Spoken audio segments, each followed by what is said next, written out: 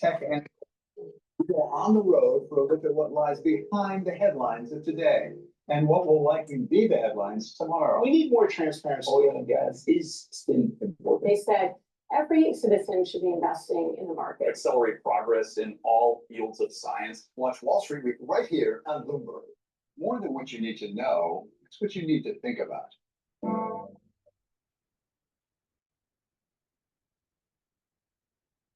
New up to the minute news whenever and wherever it happens. I'm Hassan Amin in Bangkok. This is Bloomberg.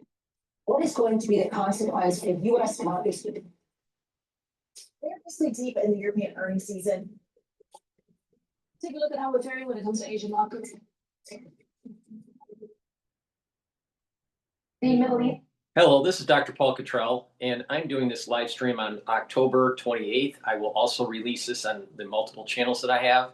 I have YouTube, Brighteon, Bitchute, and Rumble. All the links are in the description of this video. Please click the links and subscribe to all my channels. In addition, you can follow me on TikTok, Substack, Patreon. You can also follow me on X and GETTR. So please help support the work that I do. All these videos are for free. Ask your social media to follow me and subscribe.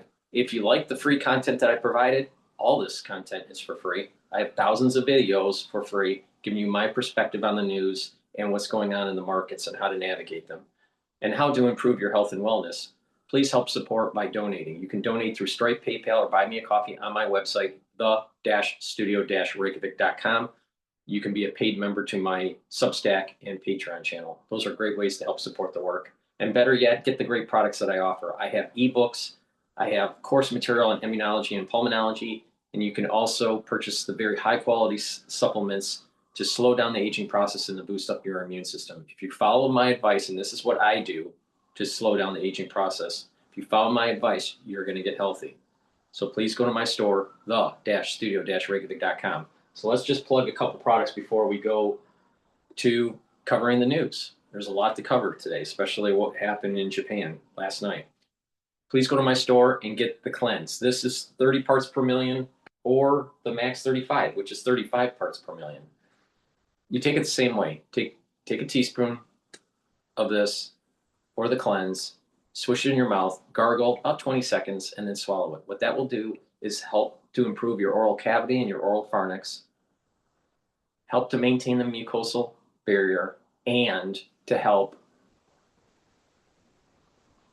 to improve the health and viability of the epithelial cells in your oral pharynx. When you do that, you're boosting up your immune system. So please go to my store and get the Max 35 or the cleanse. Take it every day. I've been doing this protocol for over 5 years, every day. If you're not feeling well or someone around you is not feeling well, take a tablespoon or two a day. Once everything's all clear, then go back to your maintenance dose, but do this every day. Please go to my store and get the cleanse and the Max 35. All right, let's listen into Bloomberg before we cover some of the other news. Speculative interest has probably come out of that, and there's been some profit taking. Anything that's up north of 60% year to date, there's certainly right for profit taking. But what I do think is important is the sense that this has come off because maybe some of the risks have dissipated.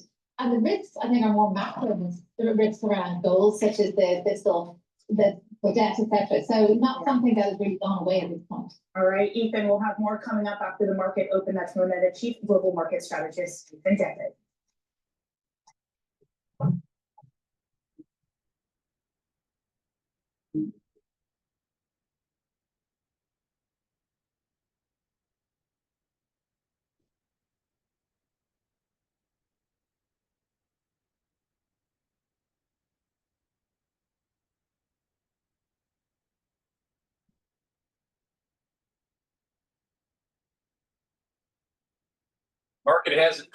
The market hasn't opened yet. It'll open up in about 3 minutes. The futures are at about 6,925 the last I looked. So the S&P 500 year-end target I still have at 6,800 to 7,000. Now I'm going to probably up that target a little bit and say that the low bound of that will be about 6,850 to 7,000 range.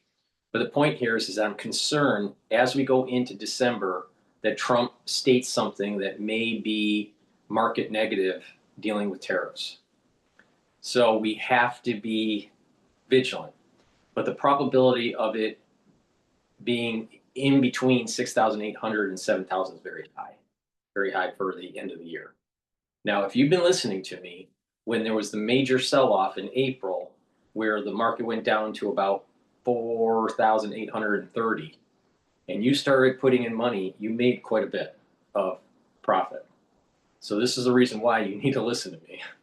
All right. So S&P 500 is on a tear, and it's most likely going to be at an all-time high at the end of the year. Now the question is with that market structure, that price structure, and what's going on internationally, economically, and geopolitically, we need to reevaluate to see what will happen in Q1, Q2, Q3 of next year. All right. But most of the investment houses are not going to want to close out the year in the negative. So the chances of a major sell-off by the end of the year is becoming very small, exponentially smaller by the day. So it behooves them to close out the year really well, so they'll have marketing materials for next year to try to get new clients. So this is the game that's being played right now. But we have to be very careful because Trump could say something about tariffs and you could have a 1,000 point sell-off in the Dow. You could easily have 100, 150 point sell-off in the S&P 500. So we have to be vigilant on this. Please go to my store, the-studio-reykjavik.com, and get the great structural nano silver soaps that I have. You can get it in lemongrass, charcoal tea tree. You can also get it in peppermint and in lavender. Get a couple bars for your household, very high quality. It's made from structural nano silver. These are the bars that I use every day, and help with your health and wellness. In addition, this is great to have for gifts, for the holidays, and also to navigate your family through the fall and the winter season. So please go to my store and get the great structural nano silver soaps. And again, that max 35 and that cleanse is perfect for dealing with the fall and the winter season. So please go to my store, be prepared, and you will be able to weather the fall and the winter season much better if you're not prepared. So please go to my store and get these very high quality structural nano silver soaps. Okay, the market's opening up. To date, it's down 14%. So it hasn't been really fantastic if you own the stock, but I guess still an incredible milestone. Yes, very well put, Matt. I love it. If you bought stock in 1929, by the way. I'm probably doing. Okay, all right. So we have the S&P 500 is at 6,895. Okay, so it's 6,895. Futures are pointing at 6,925. You got to remember the futures market is always a little bit higher than what the cash market is. So throughout this week, most likely we're going to be testing that 6,900 mark. So in the immediate term resistance level, it's 6,900. And you have a very good support level at 8,750. So that's the trading range right now. Most likely it's going to break the 6,900 and wobble around there for a little while, but that's what's happening right now. All right, with that, let's go to some of the news. Trump approves batch of missiles for Japan's F-35 jets. Now, last night, Trump was in Japan and they signed an agreement. A big part of that agreement is dealing with rare earth metals. And it looks like there's some sort of defense accord that's starting to develop. This is important because Trump is starting to deal with the peripheral countries around China and putting geopolitical pressure on North Korea and China with these agreements with these different countries and creating an alliance, an economic alliance, and also in some cases a military alliance. This is very important because what this does is it allows Trump to have more negotiating leverage against President Xi. All right, let's listen into Fox.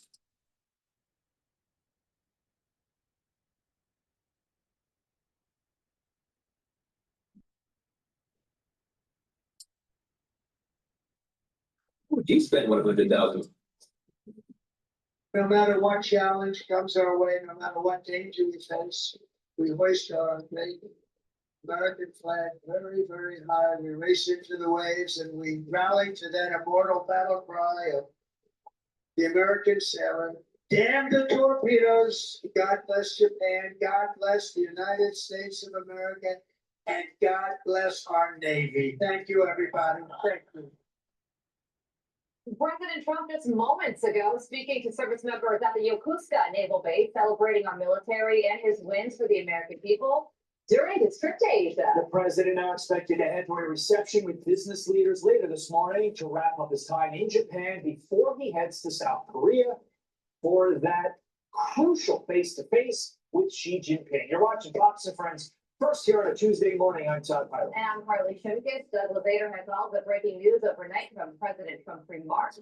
And alongside Japan's new prime minister. Both force and friendship on board the U.S. aircraft carrier George Washington this morning, appearing at one point alongside Japan's new prime minister. Woman. That's right. This woman is a winner. So, you know, we've become very close friends all of a sudden because their stock market today and our stock market today hit an all-time high. That means we're doing something right. But the cherished alliance between the United States and Japan is one of the most remarkable relationships in the entire world. The president at one point brought up Naval Air Crewman Third Class James Bacall onto the stage. During those remarks, Bacall helped find and rescue 3 missing Navy divers off the Japanese coast 2 years ago. Trump also honoring all of the service members there. We do make the best weapons, but if you don't have the right people to operate those weapons, they don't mean much. Despite that, as Commander-in-Chief, I never forget that our ultimate strength does not come from equipment. It comes from the men and women of the rank and file. That's true. It comes from you people, incredible people. Incredible people. And there you see a live picture from Tokyo, where we expect Marine One to land shortly. Along the way in this trip, there was talk of Japan buying a new fleet of Ford F-150 pickup trucks, as well as new defense business for the U.S. I'm delighted to report that I've just approved the first batch of missiles. You saw a couple of them coming down with me. I hugged them. We need them. They're the best in the world. Nobody has them like we have them. They all want our missiles. That's the problem. Everybody wants them. But it's the first batch of missiles to be delivered to the Japanese self-defense forces for Japan's F-35s. And they're coming this week, so they're ahead of schedules. And from Japan, the president will travel to South Korea, where he is expected to meet with Chinese President Xi Jinping. A lot hinges, of course, on that meeting as far as trade talks are concerned. But the president also says he is open to sitting down with North Korean leader Kim Jong-un. There's no guarantee that's going to happen, but what a thing that would be. Todd and Carl. Doug Levator live for us this morning on the right-hand side of your screen, while on the left-hand side of your screen, Marine One either has landed or is about to land. It's a little bit tough to see because, again, it is night over there. Let's bring in Gatestone Institute senior fellow Gordon Chang. Gordon, obviously, we just played a number of clips from Donald Trump's speech to our Navy. That was very exciting. It was very motivational. It was very, I would dare to say, somewhat threatening to China. If I heard that and I'm Xi Jinping, I'm thinking to myself, wow, we have a military that is ready to go. We are on our game, and that could be a force if, China decides to get a little bit creative with Taiwan. Does President Trump now have the upper hand going into Thursday's meeting with Xi Jinping in light of the trade deals, in light of that speech we just saw in front of the Navy? The United States has much more leverage over China than China has over us. And yes, a lot of Americans have talked about rare earth dependency and pharmaceutical dependency, but China needs the American market. It has never been more trade dependent in its history. And this deal that we have been told about, a framework, is essentially a 1-year truce, maybe a little bit less, maybe a little bit more. But the point is, we are using that time much better than China. Matter of fact, China is doubling down on industrial policy that makes it more dependent on exports, which means more dependent on the US. So this is going to be a very good year for America. Yeah, we're watching Marine One as it's about to land in Tokyo. Next on the president's agenda today is he's going to attend a reception with business leaders. That's supposed to happen at 6 o'clock this morning, our time. And then after he is finished with his trip to Japan, he gets to South Korea, Gordon. And there, the country is expected to lean into the fact that they plan to help President Trump in the United States with its mission of building more ships and building up our Navy. How important is that, given the size of China's Navy? Well, the US Navy has a management problem, and it's had it for about it. Let me just interject here. The S&P 500 is at 6,886. Again, the resistance level short term is 6,900. The 10-year yield is below 4% for the bond market. So that's very positive in the sense of the negative correlation between bonds and equities. Also, we think that the Federal Reserve is going to be lowering rates this month, maybe a 1/4 point. I don't think it'll be a 1/2 point, but if it is a 1/2 point, then that'll be even a further acceleration on equities. But I think that there's a high probability of a 1/4 point reduction by the Federal Reserve. So that's also helping to bring down the yield curve.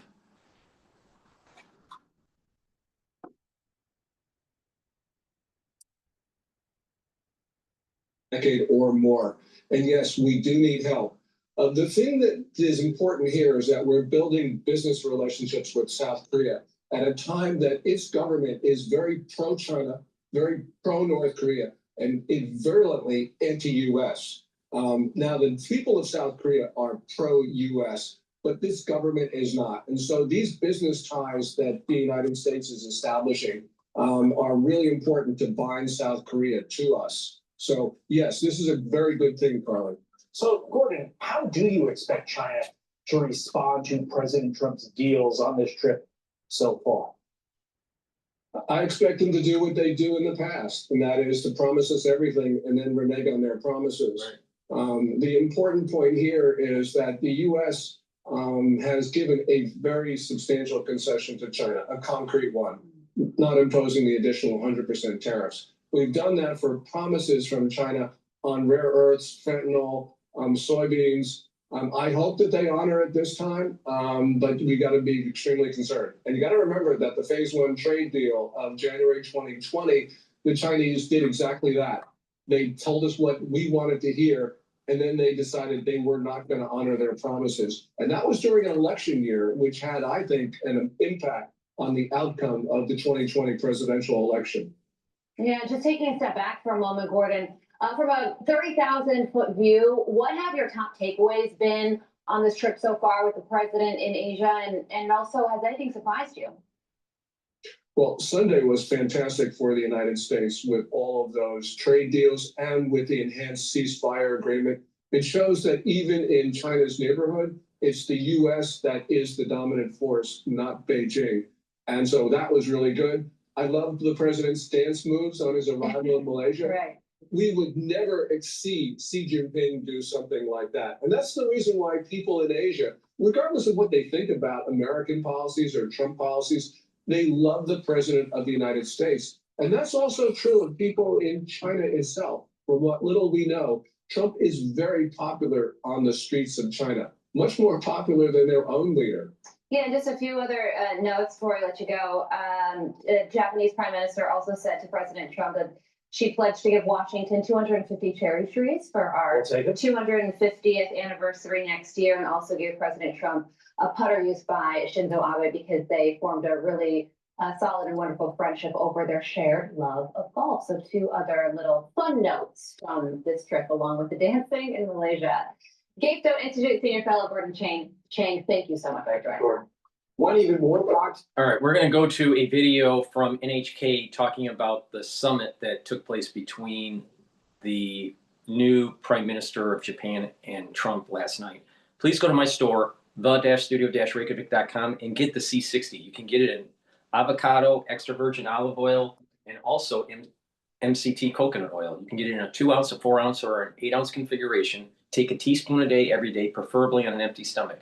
C60 is 1,000 times more potent than vitamin C. This is part of my protocol to slow down the aging process. And by taking C60 every day, teaspoon a day, what will happen is you're going to soak up free radicals, and by doing that, you're improving your different organ systems. You're improving your immune system and your endocrine system. You're improving your brain function. You're improving your cardiovascular. Why? By soaking up free radicals at the vascular level, you're reducing the concentrations of oxidized LDL. And when you do that, you're reducing plaque formation. Super important to take. C60 is a cornerstone to slow down the aging process. Now, for your neurons, by soaking up those free radicals, you're reducing stress on the neuron, so the neuron's healthier. But not just that, your mitochondria in the neuron are healthier, and therefore there's producing more energy. And therefore you'll be able to produce more neurotransmitters, and the neuroplasticity will improve for your brain. You'll be thinking faster, and your memory will improve. Now, at other cellular levels and tissue levels, by soaking up free radicals in those cells and around those cells in the extracellular matrix, you're reducing the stress of the tissue. And when you're doing that, the organ systems will perform better. The tissues will perform better. You'll have more energy in the cells, and the cells will perform better. So please go to my store, get the C60, either in MCT coconut oil, avocado oil, or extra virgin olive oil. Take a teaspoon a day, every day. In addition, take this during the fall and the winter, because when you contract something, you're producing lots of free radicals. You want to soak those up. You ever notice that when someone's sick all the time that they age faster? I just told you why. Because they produce more free radicals. You want to soak those up and slow down the aging process and boost up that immune system. Please go to my store and get the C60. C60 will also help the basal layer of your skin, improve the stem cells at the basal layer, so your skin will improve. You will notice within 1 year, before and after, if you compare yourself, you'll notice that you look younger within 1 year. In 2 months, you'll start feeling the effects of improving your organ systems. So please go to my store and get the C60 and stack it with resveratrol, NAD+, ubiquinol, clarity factor. Those are all great ways to slow down the aging process. In addition, if you follow my protocol, by taking a probiotic, a multivitamin, taking the Max 35 or Cleanse, taking C60, taking the turmeric, ashwagandha, and lignans, and the Boomer Boost, that is a powerful stack to slow down the aging process. You do that every day, and you do this resistance training and some cardio stretching, balancing, eating properly, drinking filtered water, getting proper sleep, mindfulness or spirituality, learning new things, and that is a recipe to slowing down the aging process. It's that simple. Please go to my store, the-studio-reykjavik.com, and get the great supplements I have, and use discount 5. All caps, discount 5. All right, now let's go to the NHK perspective on this.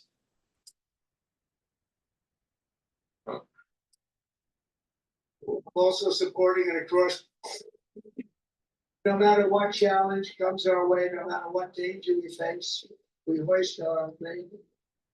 There it is. For more on how it went, I'm joined now by Sugiyama Shinsuke, he's a former Japanese ambassador to the United States and served during Trump's first term. Thank you very much for coming. Good to be with you this afternoon. Thank you. Well, Trump and Takaichi have met. They did not release a joint statement today, and they did not hold a joint news conference. But does this say anything? That surprised that did surprise me. I watched it last night. I was surprised there was no joint statement and no questioning from the reporters. That surprised me. Why? I don't know. I'm not sure if that was planned or they were running out of time, or I'm not sure. Not a big deal because for today, I think the schedule is very tight, including this shown meeting with the team families. So, and on top of that, I think they spoke very well in front of the camera in the Akasaka Palace at the first couple of minutes or more than a couple of minutes or something. So I don't think that's not a big deal. That was quite a long conversation Yes, they had at the beginning of the talks and with the media present. But you know, as I mentioned, you were the ambassador to the United States during the first Trump presidency, and you had a front row seat to the president's relationship with former Prime Minister Abe. So what approach do you think Takaichi should take if she wants to keep this relationship on a good track? Yeah, first of all, one thing which I can tell you for sure is that former Prime Minister Abe Shinzo had a very, very excellent personal relationship with this US President Donald Trump. There are a couple of reasons why he was able to do that, but I think he was so frank and sociable and friendly, but he was the one who spoke up very much in a very articulate way. So I think as long as current first female leader, Prime Minister Takaichi, is able to speak up by herself, be herself, and then be very much precisely trying to say what she would like to say, I think that's something that POTUS would love to listen to.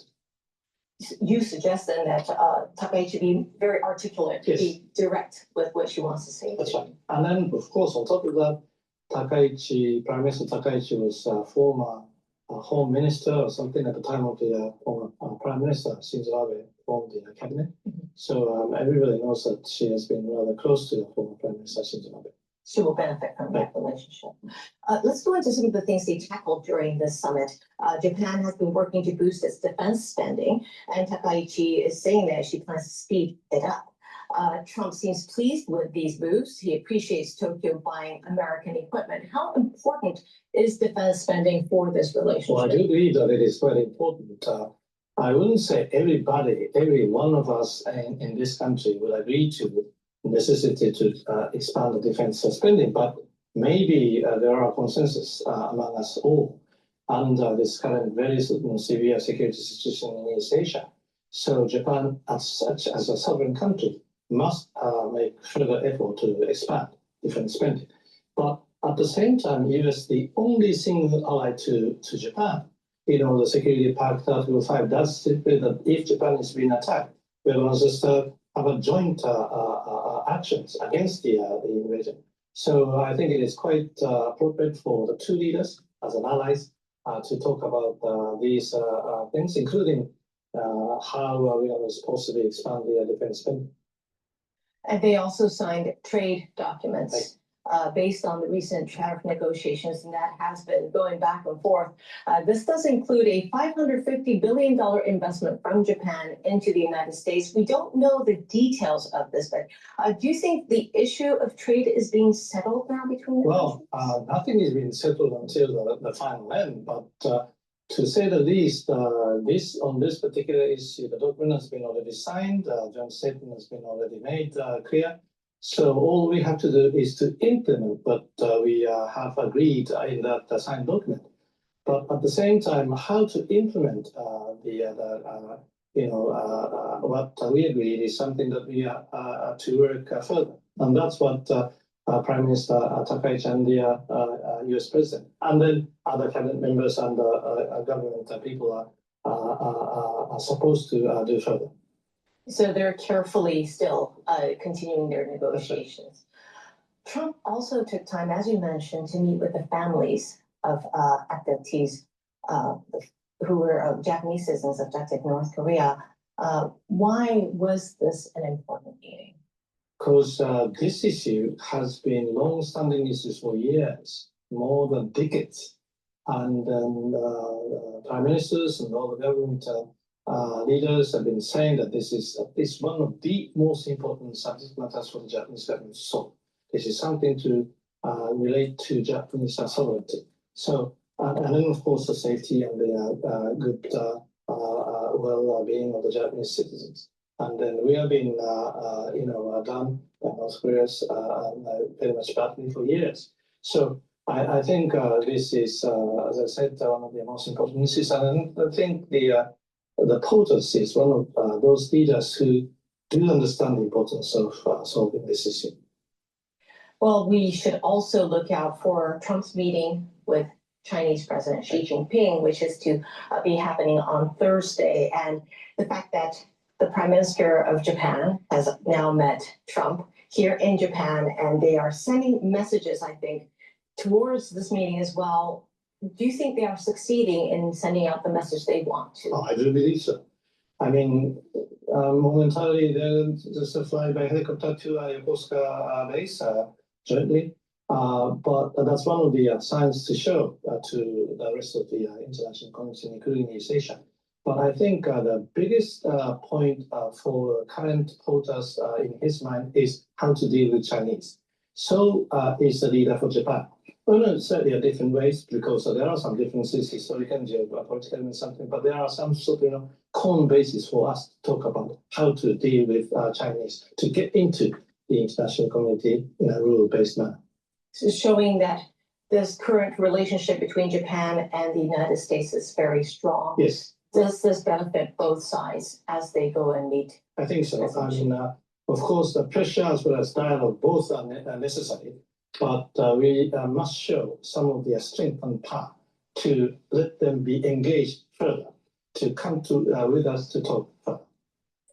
Thank you very much for your insight, former Japanese ambassador to the United States, Sugiyama Shinsuke.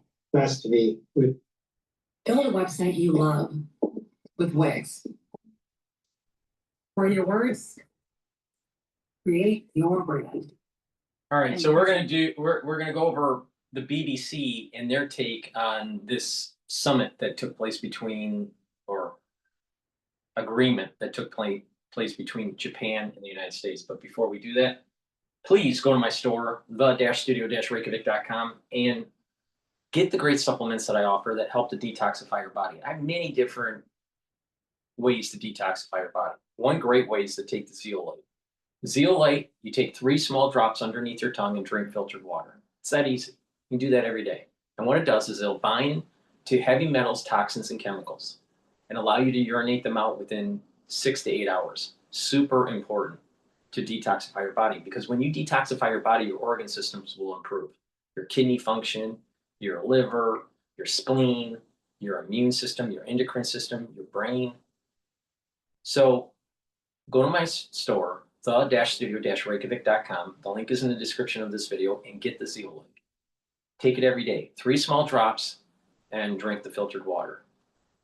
And stay away from processed foods, because a lot of processed foods has chemicals in it that disrupt your endocrine system and your immune system.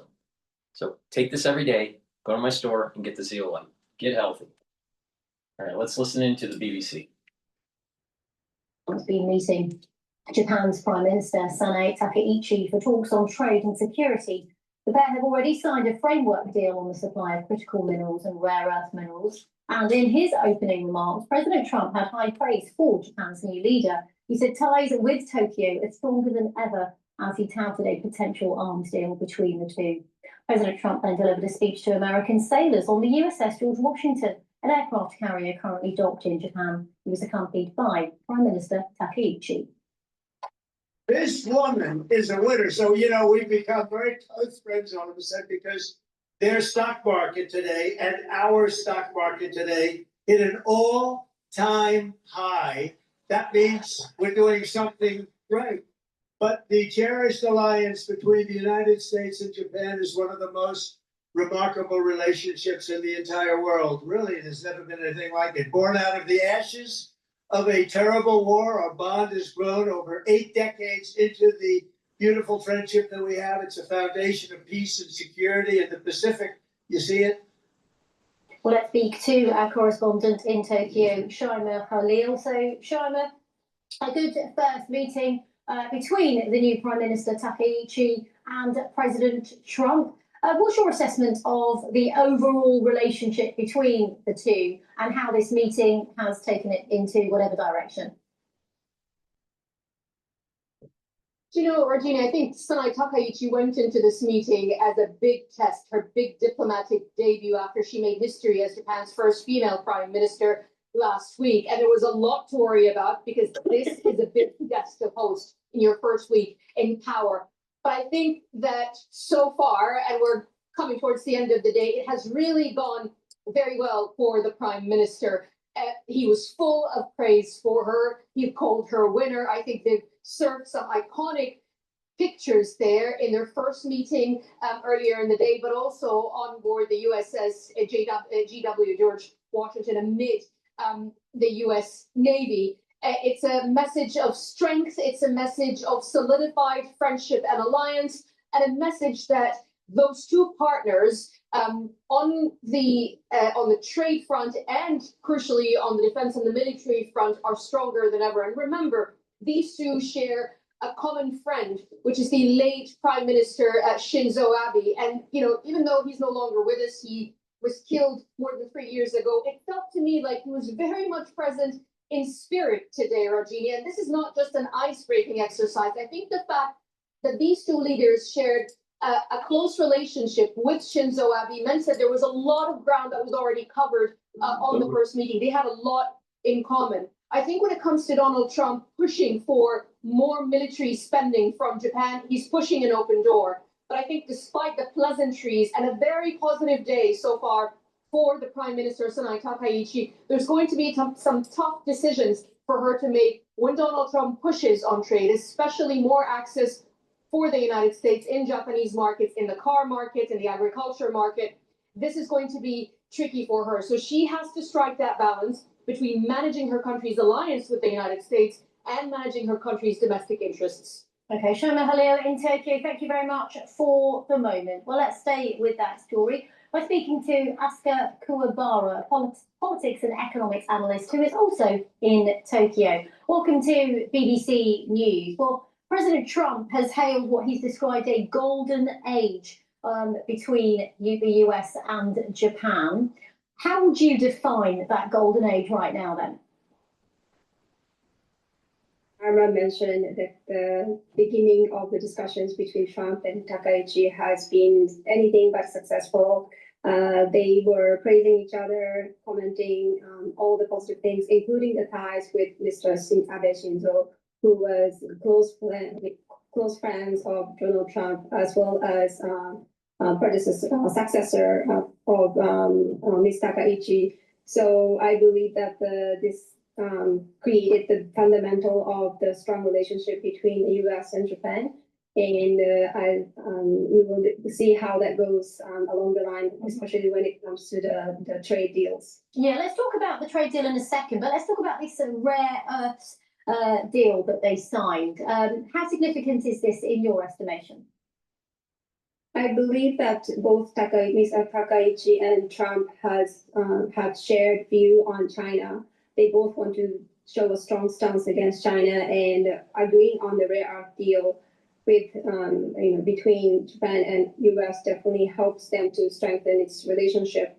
And of course, it's a tricky situation where China will get involved, and it will definitely include other players in the market. But this is a very significant deal that Japan has backup from the US, as well as the US making sure that they have an ally in the region, Asia Pacific, so that they can play a more stronger stance against China, which I believe that is shared between Ms. Takaichi and Trump. And just very briefly, tariffs is another bugbear, isn't it, for most countries when it comes to dealing with the US? I know America wants better access to Japan's car market, for example. Where are things at the moment when it comes to the two on tariffs? And unfortunately, the Japan yen has been quite weak, which weakened the presence of the Japanese car makers. And that is why the deal with the US, with Donald Trump pushing for the purchase of American cars by Japan has been quite controversial. But at the same time, with the strong sentiment of the economy pushing the Nikkei to average to be more than 50,000 yen for the first time in the history, it has a good indication to the Japanese companies overall. And it definitely will play a significant role when it comes to the actual implementation of the trade related to the auto manufacturing. Okay. Asker Kawabara, thank you very much for sharing your thoughts and analysis as President Trump continues to visit Japan. We're going to go to Fox Business talking about Mamdani. Now, Mamdani looks like he potentially could win the mayoral race in New York, and then eventually all of America is going to turn Marxist. Let's continue.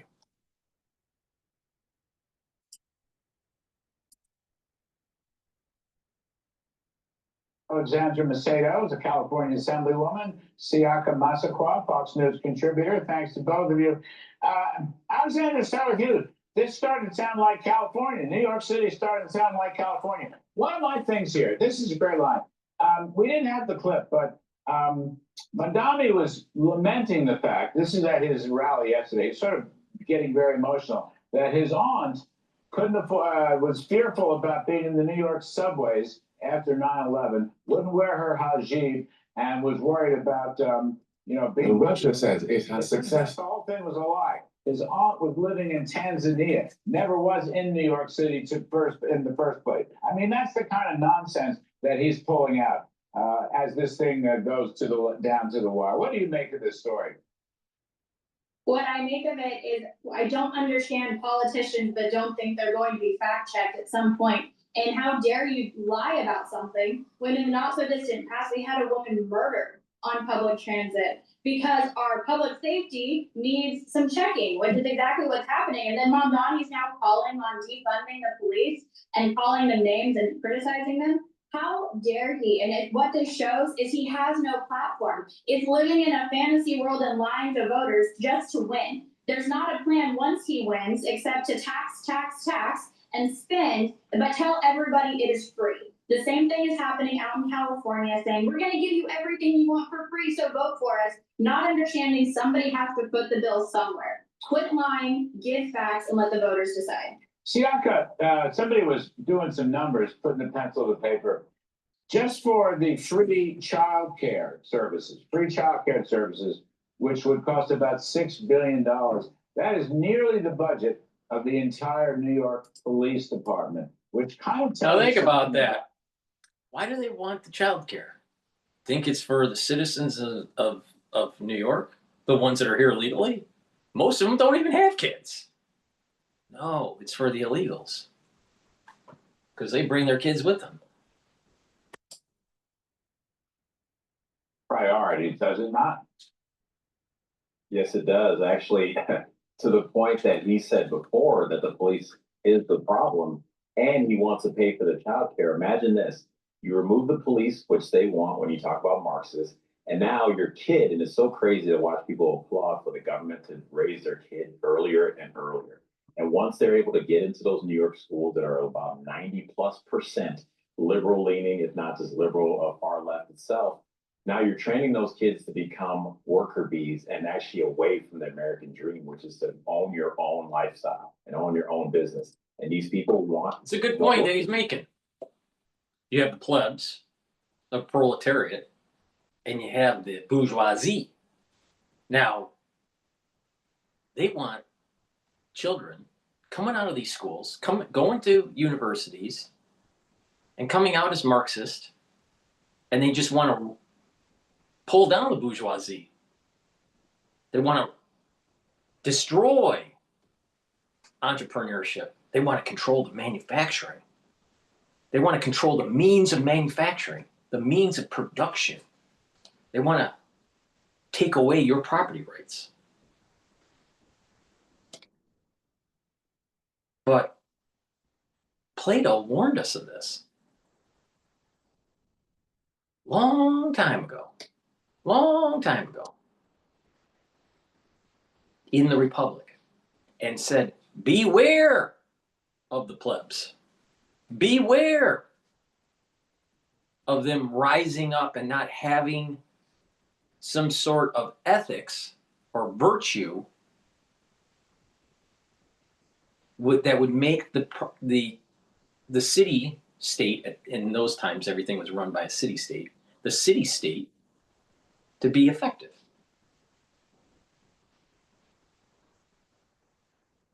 So we are actually not paying attention to the warning signs of Plato.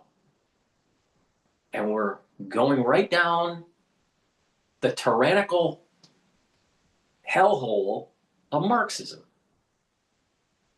They want to get rid of the bourgeoisie. They want to get rid of you being able to create a business and grow it and hire people. Mondami wants the government, the nanny state, to come in and take it from you. There is such a thing as a bourgeoisie virtue. That's what America's all about. The foundation, the theoretical foundation of the Constitution is based on the Enlightenment. And what was some of the philosophy that was coming out of the Enlightenment? John Locke. Life, liberty, and property. You have these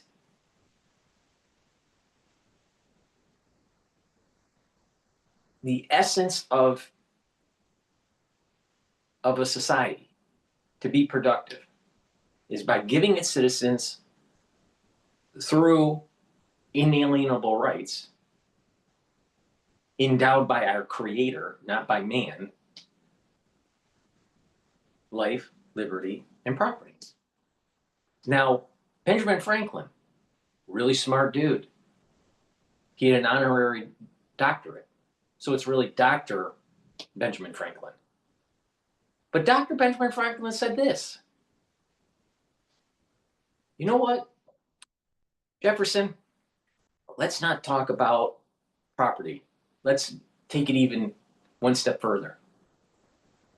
Pursuit of happiness. Elevate it even farther.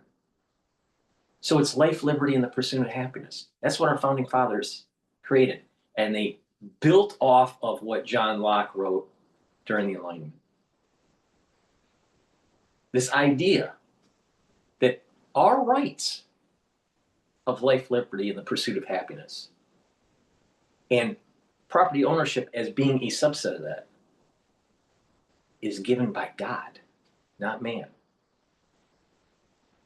So why the hell are we allowing Marxism to come to New York through some bullshit guy that doesn't have any fucking experience, taking away our property rights and the bourgeoisie virtue? Let's continue. That's what he's trying to set up with this childcare scam. And he's attacking, I mean, they're really spending a lot of time attacking billionaires. You know, he singled out a couple, my friend Ken Langone, for example, being one of them. I mean, that's really just, that's kind of the socialist, you know, socialist. That's great. Soviet supermarkets attacking billionaires, free everything. And this is the problem with Marxism. It's not part of the Enlightenment. It's actually a postmodern thing. It's dark and dreary. It's all about relativism. There's not some sort of elevated virtue that some of these more classical philosophers were pontificating about. So everyone's so focused on this Marxism and capitalism thing, but it goes deeper. It goes way deeper.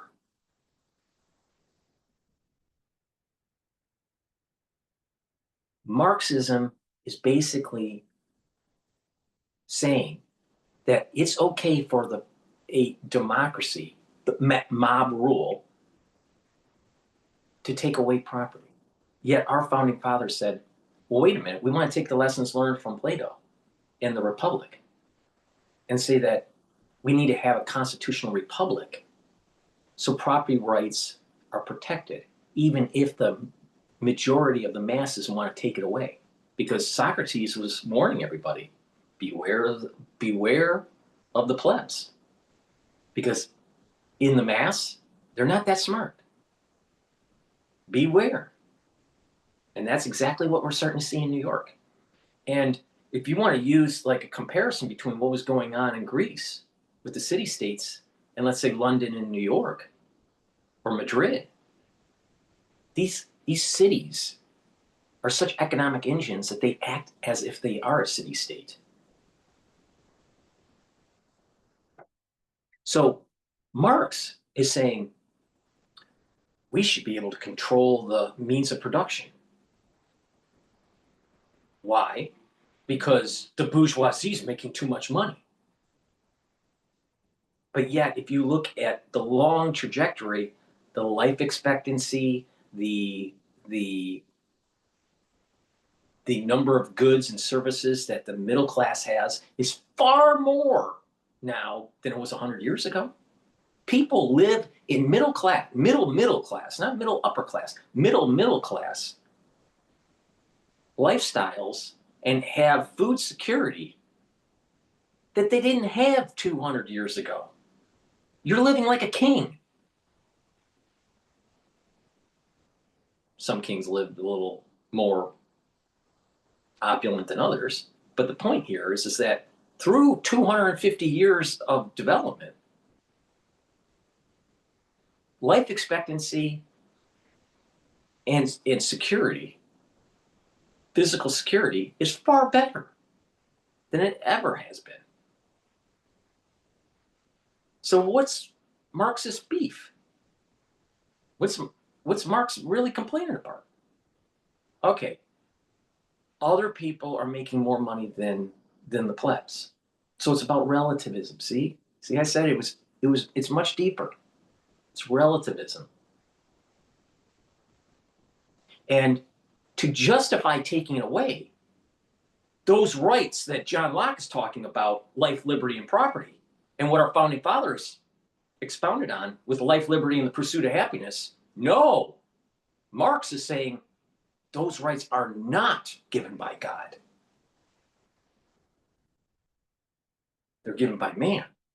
And if they're given by man, we can take them away. And that's exactly what our founding fathers were worried about. And that's why they said these are inalienable rights. So anyone that's promoting Marxism, you're anti-Constitution. You're anti-Enlightenment. Oh, those smart people coming out of Harvard, those fucking Marxists, they know better. Really? Really? Do they? Do they really know better? Because they sure as hell didn't take the lessons learned from Plato, John Locke, or our founding fathers that wrote extensively in the Federalist Papers. Now again, Dr. Paul Cottrell, not wrong.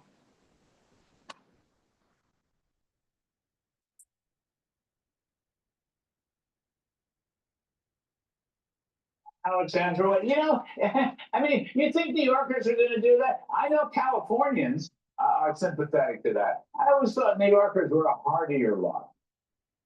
Well, keep in mind that 1% of the population in New York actually pays 42, I believe, percent of their general fund. So when these people have to leave because they can't afford to live in or do business in New York, what is their plan to fund all of their free services? The same thing is happening out in California, and we have a $20 billion deficit. We're depleting our rainy day savings. We have no sustainability plan, but we continue to fund things that we cannot afford. They are privilege projects. They are not fundamental needs. And instead, Democrats want to play fast and loose with how they're going to fund things. And yeah, hate the billionaires. Hate to break it to you, but the billionaires are the reason why we have jobs in a free enterprise economy that has worked for decades. And they're trying to just make us a socialist country. No, that's right. People of success. Siaka, just change subject for 1 minute.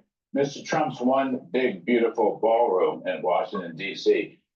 Did you know, Siaka, he offered Obama, he would build one himself. He would finance the whole thing. I mean, And now the Democratic Party is obsessing about this. In fact, one dumb Democrat said that they're going to have to run on tearing down the Trump ballroom in the next presidential election. What do you think about that? What's wrong with it? You think the public would rather see a beautiful ballroom or tear down a beautiful ballroom? Well, I think they would rather see a beautiful big ballroom, and I hope that I get to go there one day. But what we have to understand is what was mentioned earlier is they have nothing to run on except for free stuff and but Trump. And so right now we're seeing, well, what can they talk about now? Well, but Trump's doing a project that's costing $250 million, and in the news, the other mainstream media outlets forget to tell you that that 250 is coming from private companies, including Apple and Google and even Amazon. Now, let me ask you this: are any of those leftists going to just cancel those or throw away their Apple phone, their iPhones? Probably not, because it's not real. They just need to keep the emotion up, but it can only last for so long. And unfortunately, I do think Mamdani is going to win New York, and the people are going to have to live in it. And, you know, now we're going to have to figure out how it really goes, as opposed to just this champagne socialism that they will do. Well, we'll get a little primer on Soviet supermarkets that work so well. We'll get Soviet supermarkets. That's just what the public wants. Alexandra Macedo, thank you. Siaka Masakwa, appreciate it very, very much. Everything about Mint Mobile seems. All right, we're going to go about this nuclear-powered missile system that's being developed by Russia. But before we do that, please go to my store, the-studio-reykjavik.com, and support this enterprise called capitalism.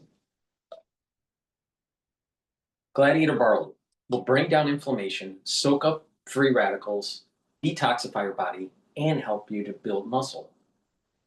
Do resistance training. This is a month supply. This is a high-density protein. This is way better than anything you're going to get at GNC or some other health food store. All right. There's micronutrients in here. You can't get anything better than this. All right. It's that simple. So do resistance training, and you're going to be building muscle. And these micronutrients that are in this heirloom barley will help to detoxify your body, bring down inflammation, and soak up free radicals. And when you're doing that, you're boosting up your immune system. You're helping with your endocrine system. You're bringing down inflammation at the cerebral level. So you're helping with the health of your neurons. You're also helping with joint health. You're going to be able to recover quicker after your workout. You can't do that with whey protein. All right. This is the best. You can't get anything better than this. You know, let's say you want to get healthy or you want to build some muscle, right? This is a great way to do it. But some people, they'll go out to GNC and buy all this crap that's terrible for your gut. This is good for you. All right. So this has the micronutrients that you need. And when you take this every day, you're going to actually help to control your A1C levels. And guess what? In the United States, there's a lot of people that have they're either borderline diabetic or diabetic. So they're not controlling their A1C levels. You think whey protein is going to control your A1C levels? No. This will. So please go to my store, the-studio-reykjavik.com, and get this Gladiator barley. Do some resistance training. You don't have to look like Arnold Schwarzenegger, but this will help you to look like Arnold Schwarzenegger if you do more resistance training, like a bodybuilder, routine. But the whole idea here is to slow down the aging process, bring down inflammation, soak up free radicals, boost up that immune system, help with your brain function. And when you do that, when you're bringing down inflammation at the vascular level, you're reducing plaque formation. And that's just taking this high quality protein that is an heirloom barley. And when you're building up muscle and you're improving your musculature, you're building up bone density and better posture, and you're slowing down the aging process. So please take my advice, get the Gladiator barley, right? Do some resistance training and slow down the aging process. All right. And use discount 5, you get $5 off any order. Please go to my store, the-studio-reykjavik.com. Russia says it has successfully tested a nuclear-powered cruise missile President Putin says the Burevestnik is invincible and cannot be stopped by any air defense system. But experts are skeptical. Powered by a small nuclear reactor, they've called the weapon a flying Chernobyl. US President Donald Trump is also far from impressed, declaring that Russia should concentrate on ending its war in Ukraine rather than testing new missiles. This is the Burevestnik missile, known as Skyfall by NATO, being launched in 2018. The nuclear-powered cruise missile is a nuclear-capable weapon that Moscow says can get through any defense shield. Russia's top general told President Vladimir Putin this past weekend that the missile traveled 14,000 kilometers and was in the air for around 15 hours during a test launch last week. During the missile's flight, all the required vertical and horizontal maneuvers were completed, thereby demonstrating its high capabilities for bypassing anti-missile and air defense systems. But some experts have been skeptical of its reliability. In 2019, it reportedly suffered an explosion, which led to a spike in radioactivity. In 2023, Vladimir Putin announced a successful test of the weapon. Well, the system is intended to defeat. Frontify is the all-in-one dam for leading brands. Everything begins in the dam. Upload and organize your files in library. Well, the system is intended to defeat a missile defense. And so the idea is because it can fly for basically an unlimited range, that it can fly around defenses. On the other hand, you could build more defenses, or you could use aircraft to go intercept them. So I don't think the system is invincible, but it's part of the deepening arms race that we're in, where they've come up with a new system and now we have to come up with something to shoot it down. Last week, Russia released these images of ballistic weapons being launched. The flexing of Moscow's weapons capabilities comes amid growing frustration from Donald Trump over Russia's war in Ukraine. I don't think it's an appropriate thing that would be saying, by the way. You want to get the war ended, a war that should have taken 1 week is now in its soon 4th year. That's what you ought to do instead of testing missiles. The Kremlin clapped back, saying it had to protect itself, pointing the finger at Europe. The Europeans are gripped by hysteria that is Russia-phobic, aggressive and belligerent. Therefore, Russia must do everything possible to maintain the capability to guarantee its security. But despite Russia's claims, it continues to strike Ukraine as European and US leaders push for peace talks between Kyiv and Moscow. President Putin described the Burevestnik as a unique product that no one else in the world possesses. Marina Miron is a military expert at King's College London. I asked her whether this missile really is unique and whether it's any good. Well, what we have to understand about Burevestnik is a bit of the context in terms of its uniqueness, what President Putin has claimed. This is not the first project of its kind. The very first one was launched by the United States during the Cold War in the 1960s. And it is believed that the Russians, or back then the Soviets, wanted to copy what the United States was doing. However, the United States had abandoned that project during the Cold War, and Russia has presumably continued working on this project. Also, there is nothing official. A lot of projects were shut down in the Soviet Union, especially prior to the collapse due to the economic situation. And so it seems that the Russians have then resumed this project in the early 2000s, and nobody else, as far as we know from official information, has been working on something similar. So from that perspective, yes, it is something unique. Right. And as I understand it, what makes it so special is it's nuclear powered, not nuclear capable, nuclear powered. It can fly for a very long time and it can fly very low, which means that it's almost undetectable. But if I can put this in non-technical terms, back in the early days of 1950s, all right, the United States wanted to have a bombing force permanently in the air, run by nuclear power. So the Air Force was doing all this development, creating jet engines that ran on nuclear power. But they decided to cancel it because they were afraid that they would blow up and be radioactive, or crash and be radioactive. So it was a bad idea. See, what they're trying to do is use a similar technology or a concept using nuclear power for subs and apply it to planes. This is back in the 50s. Thankfully, people had some common sense and decided not to do it.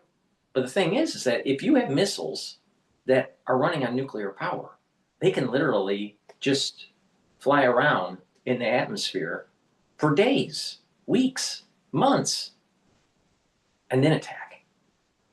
Now, how are you going to be able to fight that? Now, do I think that this capability is prime time for Russia? No. But this is a perfect example that I said yesterday. Putin didn't take the off-ramp. And because he didn't take the off-ramp, he needs to die. The United States needs to send Tomahawks to Moscow and destroy Moscow. Because Putin doesn't understand anything but force.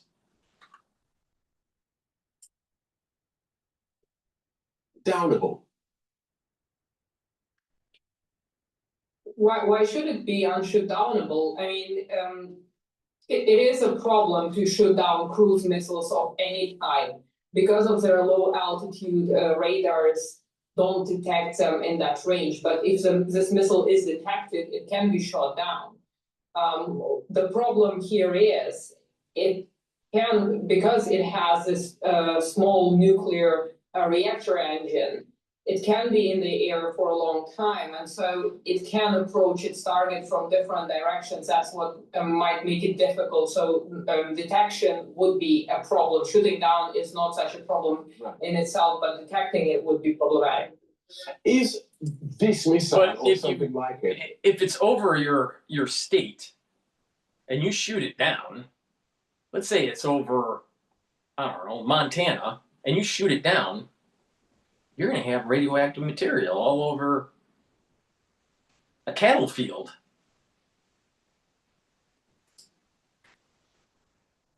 Likely to be deployed against Ukraine by Russia? It is not the kind of missile that would be used in Ukraine or would make any sense to be deployed in Ukraine, because this is a nuclear capable missile. So this will be enhancing the Russian nuclear trade along with Poseidon and Avangard and Sarmat and the likes. And these are not the kind of missiles that make any strategic sense to be deployed in Ukraine. It is a missile that is a deterrent for the West, for the United States, but certainly has no use in Ukraine because Ukraine doesn't have sophisticated air defense systems that you would need to penetrate. The United States does. And you don't have a very long flight path to Ukraine as opposed to, say, the West Coast. So this is a nuclear-powered missile. What happens to its nuclear propulsion unit when it hits the ground at hundreds of kilometers an hour? We don't know. We don't know what the result of Russia's test.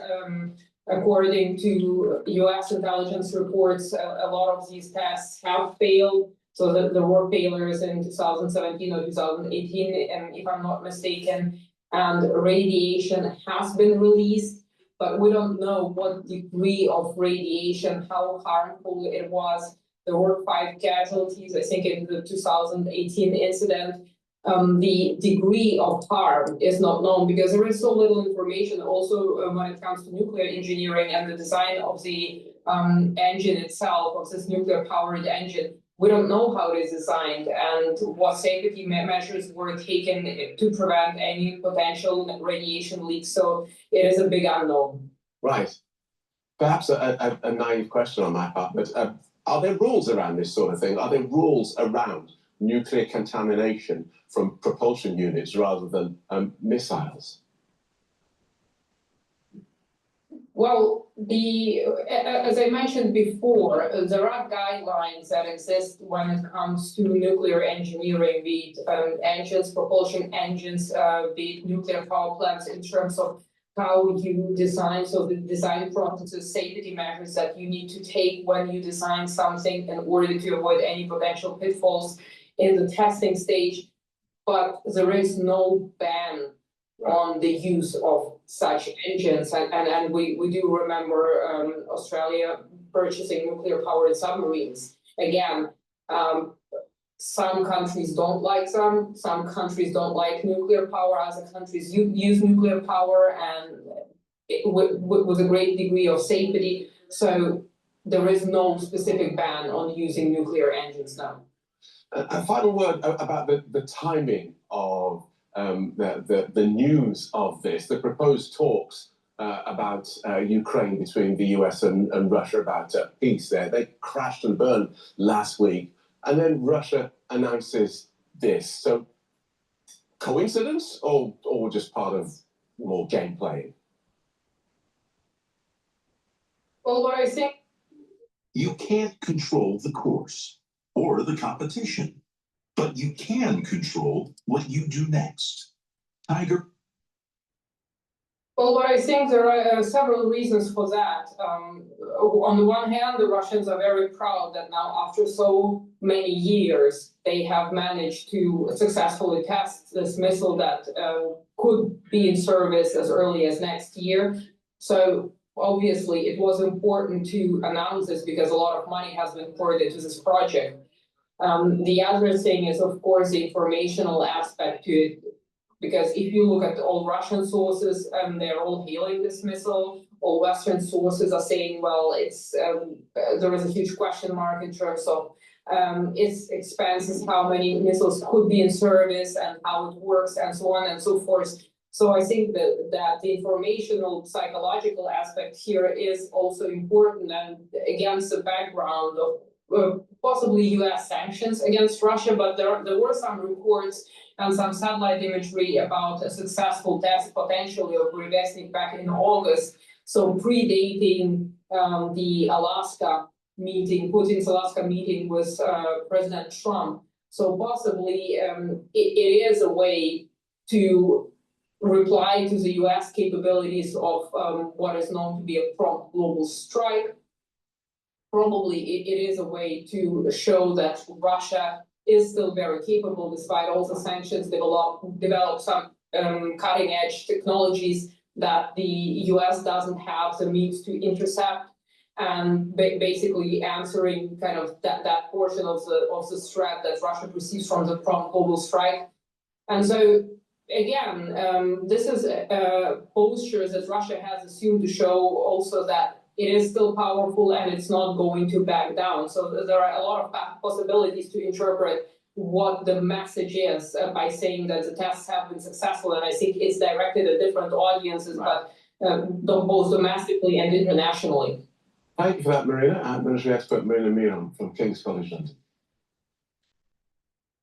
If we don't knock out Russia now, if we don't stop the belligerence of Putin, it's going to get a hell of a lot worse, because they're going to develop weapons that are going to create an instability in the world. Now, when they're developing these weapons, don't you think that they're going to want to sell them to China? China?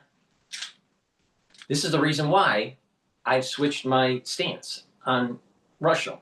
At the very beginning of the Ukrainian war, I was against Putin going in, but I was also cognizant of the expansionism of NATO that caused Putin to feel threatened. Now, with Trump, with his second term, and he gave an off-ramp to Putin and he didn't take it, Putin needs to die. Putin needs to die. Please go to my store, the-studio-reykjavik.com, get the magnesium and zinc. This will help to boost up your immune system and also help with your brain function. Magnesium has an additive benefit by increasing the efficacy of vitamin D3. Vitamin C and magnesium will help with your skin, boost up your immune system, and help with your brain function. A great stack is to take these together. In addition, you should get the vitamin D3. Vitamin D3 will help with gene expression because it's a gene expression cofactor.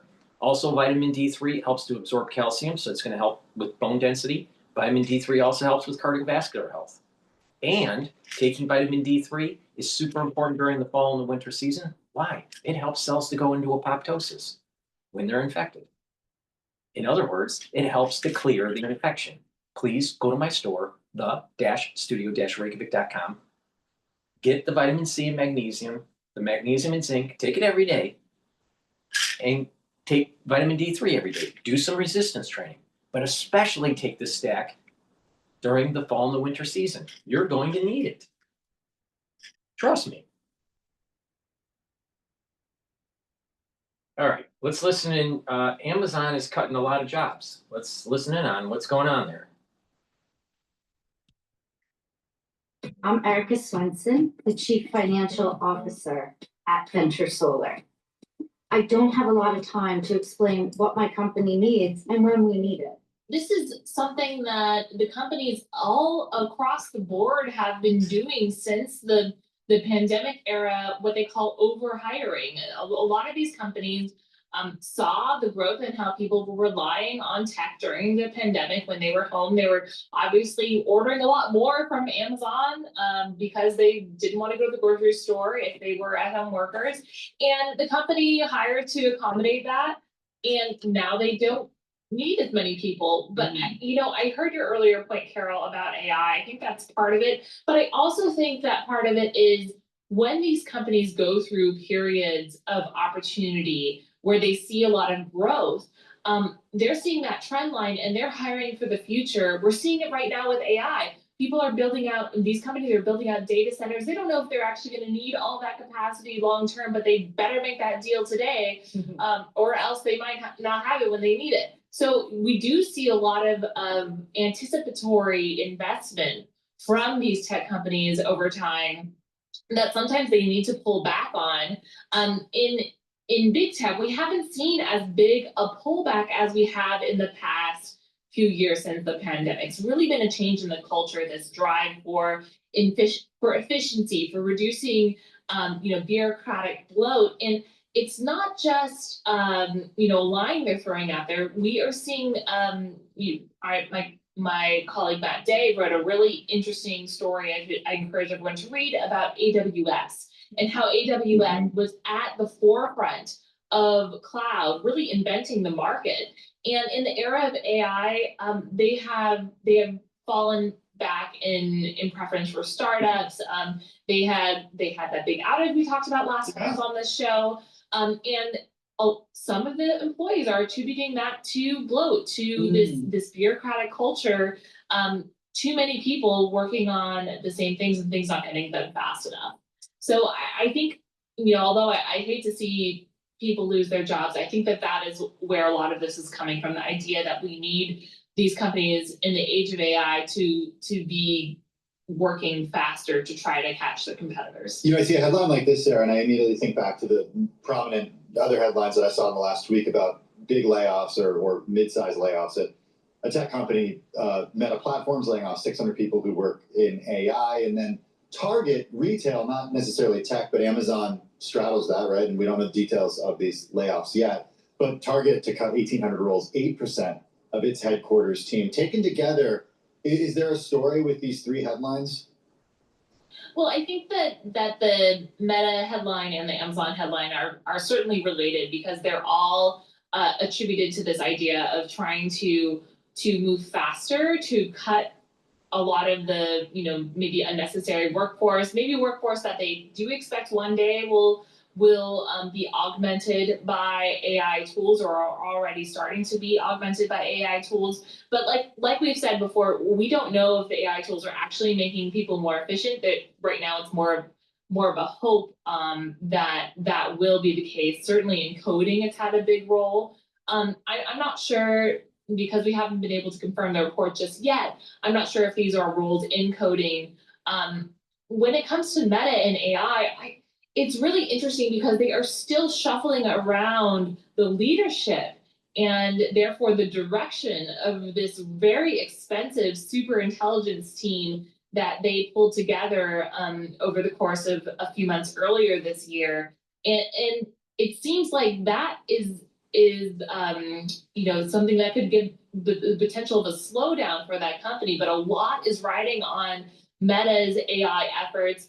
Both companies, Amazon and Meta, I think we are going to have a lot to learn from this week in their earnings, which are coming Meta on Wednesday, Amazon Thursday. So I think that is going to be very key. Yeah, totally agree with you that I feel like the earnings this week are a big deal to see that those AI investments are paying off. Hey, in the meantime, we're watching very closely what's going on with Qualcomm. They don't report until November 5th, but I'm looking at a stock, Sarah, that is up 12% at its highs, was up nearly 22% today. And this is after unveiling some chips and computers for the AI data center market. We know this is something that has made NVIDIA just on fire and at the center of the AI universe. What do we know about Qualcomm? Well, they already have a major customer for these chips in the form of Humane, the Saudi company. And so I think that is giving investors a lot of hope that this can not only give them a very strong position in the AI growth as an alternative to NVIDIA, but also help make up for some of the revenue lost by Apple, who was a major customer, going to in-house chips. So I think they see it as very positive for Qualcomm. Of course, this chip is also getting a lot of buzz for its ability to hold quite a lot of DRAM memory. So I think, anytime that someone can make inroads in chips versus NVIDIA, the stock market is going to reward it, but we'll have to see if they're able to take on some of those big tech customers over time, or what their customer base is going to evolve into if this becomes a big part of their portfolio. Yeah, time will tell. I was looking at our BI analyst in the Ian King story, basically saying, it's too soon to call this a serious challenge, right, to NVIDIA's dominance. Even modest share gains, though, in the over $500 billion AI accelerator market could translate into billions in incremental revenue. Right, even this pie is so big and it just seems to grow at this point, Sarah, that even a piece of it or a decent piece of it, it could be a lot for Qualcomm if it all plays out. No, absolutely. There's so much data center build out happening right now and happening over the course of the next few years. I think we're going to continue to see these multi-billion-dollar deals across the US and around the world. So I think that any player that can get in on that build out it's really significant. And I think that the time is really now. Chips don't last very long once they are unveiled. They maybe last 3 to 5 years before they're obsolete. So I think for those deals that are in the making in the moment, we're very interested to see what Qualcomm's gonna cook up. All that hiring that she was talking about during the COVID days, the COVID years, and then all of a sudden in 2025, they have to do a massive layoff and it's not tied to AI. I disagree. I think that there is efficiencies that are taking place for AI, but that's not the bulk of the reason why they're laying off. They did overhire, but they should have been slowly reducing the staff back in 2023, 2024, maybe even the beginning of 2025, not the end of 2025. Why did they wait so long? COVID ended officially, around March of 2023. So why did it take so long? There's some efficiencies that are going on with AI. I think that there's also stress in the retail market, plus the expense with investing in AI. And so when you take this in a mosaic, that's, I think, the reason why there's so many layoffs. Please go to my store, the-studio-reykjavik.com, and get the multivitamin. This multivitamin has the multivitamins that you need as cofactors for enzymatic activity so your cells perform better. This is part of the foundation of my anti-aging protocol. Take this so your cells will will perform better, your metabolism will be better. This is an easy to digest multivitamin. And stack it with the probiotics. You can get it in a powdered form or a veggie cap form. A good probiotic is going to help with your gut biome, allow you to absorb your nutrients better, ease the stress of digestion, improve your immune system at the gut level, improve your metabolism, and also help for your sleep pattern. When you sleep properly, you're consolidating memory, detoxifying your central nervous system, and you'll be well rested. And if you'll notice, your skin will improve too. Now, by taking a good probiotic, get the veggie cap version or the powder version from my store, the-studio-reykjavik.com. By doing this regularly, your health will improve. It's the foundation of good health starts at the gut.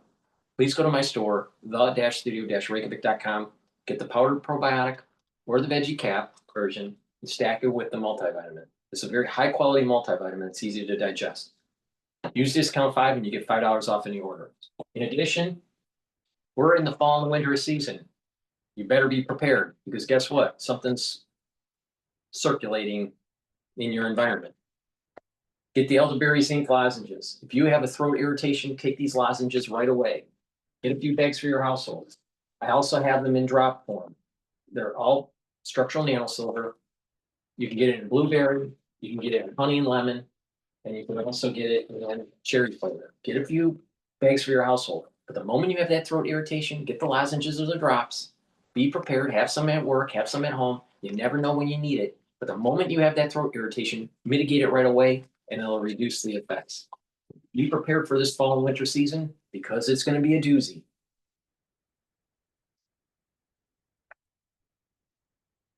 Here in New York City, we'll be picking between a socialist and a Democrat and a Republican. In New Jersey, Republicans are fighting to put the governor's seat red. It's been done before. While in Virginia, they fight to keep it away from Democrats. You love the way you say election. Yeah, you are so jealous. America's newsroom co-host Bill Hemmer Jones is now to break it up. Guys, great show, great audience. I love all of it. Everybody good today? A delayed response here. I always think that elections, regardless of the outcome, tell a very interesting story for what people are thinking, what people are feeling. Yeah, it's like the after election report is just as interesting as the reporting leading up to it. But I think next Tuesday is going to be fascinating. And I know you guys will be watching, right? Late, deep into the night. Crying, maybe. In New York.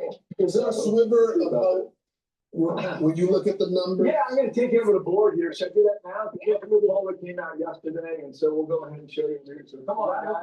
Bill Hemmer, walk on Tuesday night. What we'll do is we'll be over here at the billboard, and we'll break down what's happening in New York City, and tell you what's happening in New Jersey, then in the Commonwealth of Virginia. This was a bit of a stunner yesterday. This is Suffolk poll, okay? Mamdani is below 44%. Cuomo's just ticking right toward 34, so it's a 10-point gain. The middle vote here, does it break or does it stay with Sleeve, or does Sleeve's number go higher? Don't know, but this is as close as Cuomo's gotten now during this entire election here, okay? This is 2021. You want to know how Democratic New York City is? The 5 boroughs now. Talking about 8.8 million people, roughly 4.5 million registered voters. Adams had no problem beating Sleeve with 2/3 of the vote, but there's a bit of a trend going on. I'm just going to try and explain it to you the way I see it currently, okay? These are the race results at the presidential level. All right, Trump got 30% of the vote, okay? The margin in 2024. Let me do a side. Let me just go off on a tangent. I've met Bill Hemmer, all right, at multiple events, all right, for a philanthropic event that Fox News was tied to. He is one of the wussiest people that I have met in my life that is from TV networks. He in person, he is such a wuss. All right. With that, I know I went on a tangent. I probably shouldn't have. But in New York, Sliwa is going to take votes away from Cuomo, and it's going to allow for Mondami to get in. It's the same effect that happened during Bush Sr. and Clinton. Bush Sr. would have won if it wasn't for Ross Perot. Clinton became an accidental president. Clinton, even with his, Southern humor, admitted to it. He said he didn't think he'd win. And it was like, he was like a dog that caught the bumper of a car and didn't know what to do. That's how he phrased it when he won, right? So socialism, extreme ultra lib mentality is going to win out in the mayoral race because of Sliwa.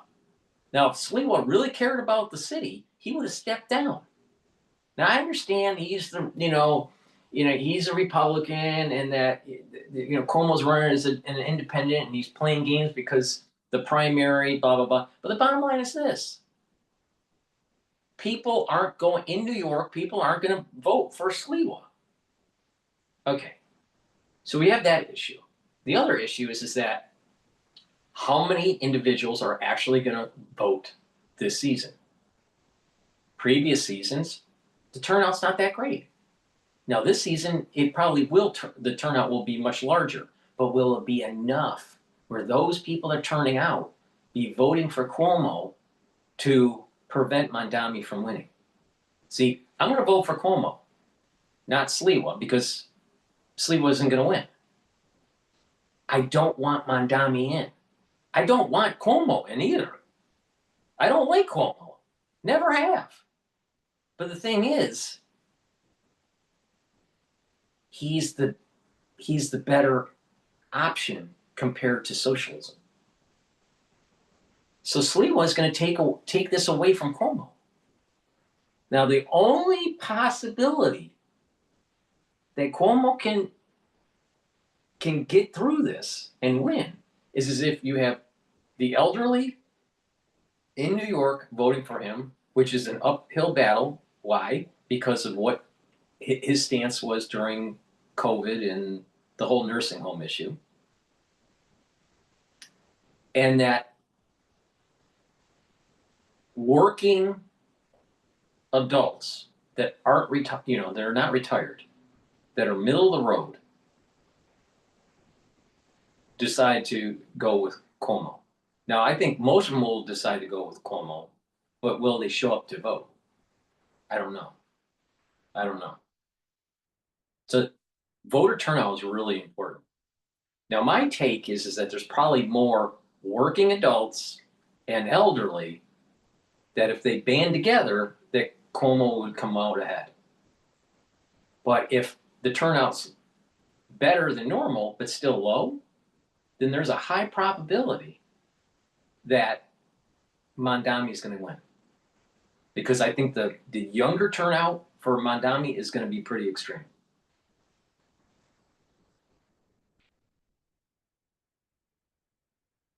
Points, but the margin in 2020 was 23. So we cut it by 10, okay? Just hang on to that thought. Hang on to that idea here, okay? This is Jack Chittarelli that is pulling against Mikey Sherrill, down 5 points in the state of New Jersey. This is where Chittarelli was 4 years ago. He lost by 0.2 points. A lot of Republicans in New Jersey thought it was a foregone conclusion that the Democrat was going to win. They did not think it would be this close. Republicans in Jersey are saying, you got to get the vote out on behalf of Republicans. They will say 400,000 registered Republicans did not vote. Jack Chittarelli is coming up on a news program with Dana at the top of the hour here. We'll talk to him about that. Remember the trend now, right? In New York, do you see a shift toward the right in some of these states and some of these races? Here's Trump against Harris in New Jersey, lost by 6 points. But 4 years prior, he lost by 16. So we cut that margin by 10. Also, there's a similar trend here in New Jersey. Glenn Youngkin and whatever Terry McAuliffe 4 years ago, he can't run again based on the state constitution. Winsome Earl Sears is the Republican running there against Abigail Spanberger. He won it by 2 points, but this is what happened at the presidential level. Trump didn't win this state either, okay? He lost it by 5 points, but in 2020, he lost it by 10. right? See it, like all three races I'm showing you, the Republicans got closer on their margins, and we'll see ultimately whether that affects the outcome next Tuesday night. So come on back here and you guys can fire away any questions you got, or we can go to the audience, or. Yeah, we're gonna go to the audience. Bill, good job. Nice to break down the three big races. I think we got Jack in the audience that has a question for Bill Hemmer. Where's Jack? Hey, Jack, stand up. Is Jack Chitterelli in the house? Okay. Okay. Okay, does anyone else have a Does question? anyone have a nickname, Jack? Yes, sir. Listen. In Michigan, there's been a lot of focus on the New York and New Jersey races. Are there any other races across the country that we should be keeping our eye on? I think at the local level there'll be a few, but the reason why we focus on these is because New Jersey and Virginia have off-year elections. So every 12 months after we elect a president in the White House, they'll hold a governor's contest in their states. It gives us a measure of how the president in office is doing. Oftentimes, like in the Commonwealth of Virginia, they'll vote against the party in power. Part of the reason why Youngkin won. Remember when Youngkin, when they had that election in Virginia, that was only 2.5 months removed from the Kabul disaster. And so that was seen by many people as a referendum on Joe Biden. How about, Proposition 50 is also intriguing, isn't it, out in California? Out in California, they're gonna vote as to whether or not they're gonna gerrymander the states. And I don't know how it goes. It looks like, it's hard to poll California, vote or no vote, but if they pass it, then Gavin Newsom as the governor has the opportunity to counteract a lot of what Republicans have been doing in states like Texas, which could offset things in the House of Republicans. Bill, what's the truth about Mamdani? Will he have the ability to do all the things he's saying he's gonna do? Well, free, me, right? Gotta go through Albany, I do believe. That's the way it's set up here. For bill cancellation day, we must unfortunately. There's another story here. I don't think a lot of people have voiced this, but I'll just throw a theory out there. I believe if Mamdani is the winner or if Cuomo is the winner, we've yet to see ICE come into the 5 boroughs. We did see Homeland Security about 10 days ago. They raided a few guys down in Canal Street selling these fake handbags, and most of them had criminal records in the past. The possibility here is that Kathy Hochul has said. This is the problem that I have with these talking heads, especially if they're just a bunch of wusses like Bill Hemmer. Not one of them has talked about the lessons learned from the Republic from Plato. Not one of them says anything about how Mamdani is antithetical to the Enlightenment by John Locke. Not one of them says that, you know what? The issue with the ultra-liberal and this democratic socialism is that they want to take away your property rights, which is antithetical to our founders in our Constitution. The reason why we have the Bill of Rights is to protect our property and, of course, our other inalienable rights. But the thing is that these people, they're not smart. That's why that's why they're a journalist. Journalists, most journalists are stupid. They're not engineers. They're not scientists. Most of them are stupid. And there's a bigger philosophical problem that's going on here. There's an erosion of the Enlightenment. Now, if we lose that, you're going to go into a fucking dark age.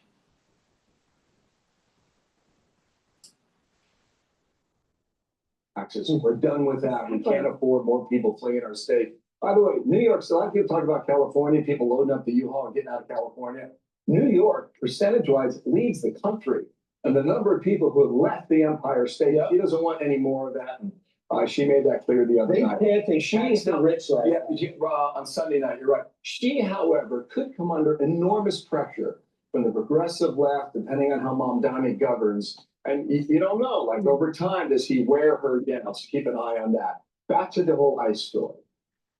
It is quite possible that all these policies about free buses and free childcare, everything out, grocery stores, et cetera, freeze the rent, which, well, if you freeze the rent in New York, you only raise the rent to other people. I mean, landlords are in the business of real estate to make money. So what happens is that if they have a subsidized rental, what's going to happen is that Well, they're just not gonna raise the rent for 2 years or 3 years. And then after those 2 or 3 years, that it'll go up. But many of these landlords own multiple properties. So to make up the difference, the non-subsidized units are actually gonna go up. So if you're living on the dole, socialism is gonna pay for you to help you out for approximately 24 months. And then your prices will rise even faster. But if you're not on the dole, you'll have to pay for other people. Well, wait a minute here. Why? Oh, because they can't afford to live in New York. Well, why are you in New York? You can go find some other place to live. See, this is the issue. People think that they deserve to live in New York. Well, no, no one deserves. We don't even deserve to have a country unless you fight for it, unless you protect those constitutional freedoms. No one deserves anything. Now, there's the problem. You have these. You have a poor class that's not educated, that's living in the boroughs, in the outskirts, and is having difficulties. Well, maybe they need to get more educated or be more skilled. Maybe it's not just formal education, but more skilled, and move to a different area. And maybe they'd be more prosperous. Why do they have to live in New York? That's one issue.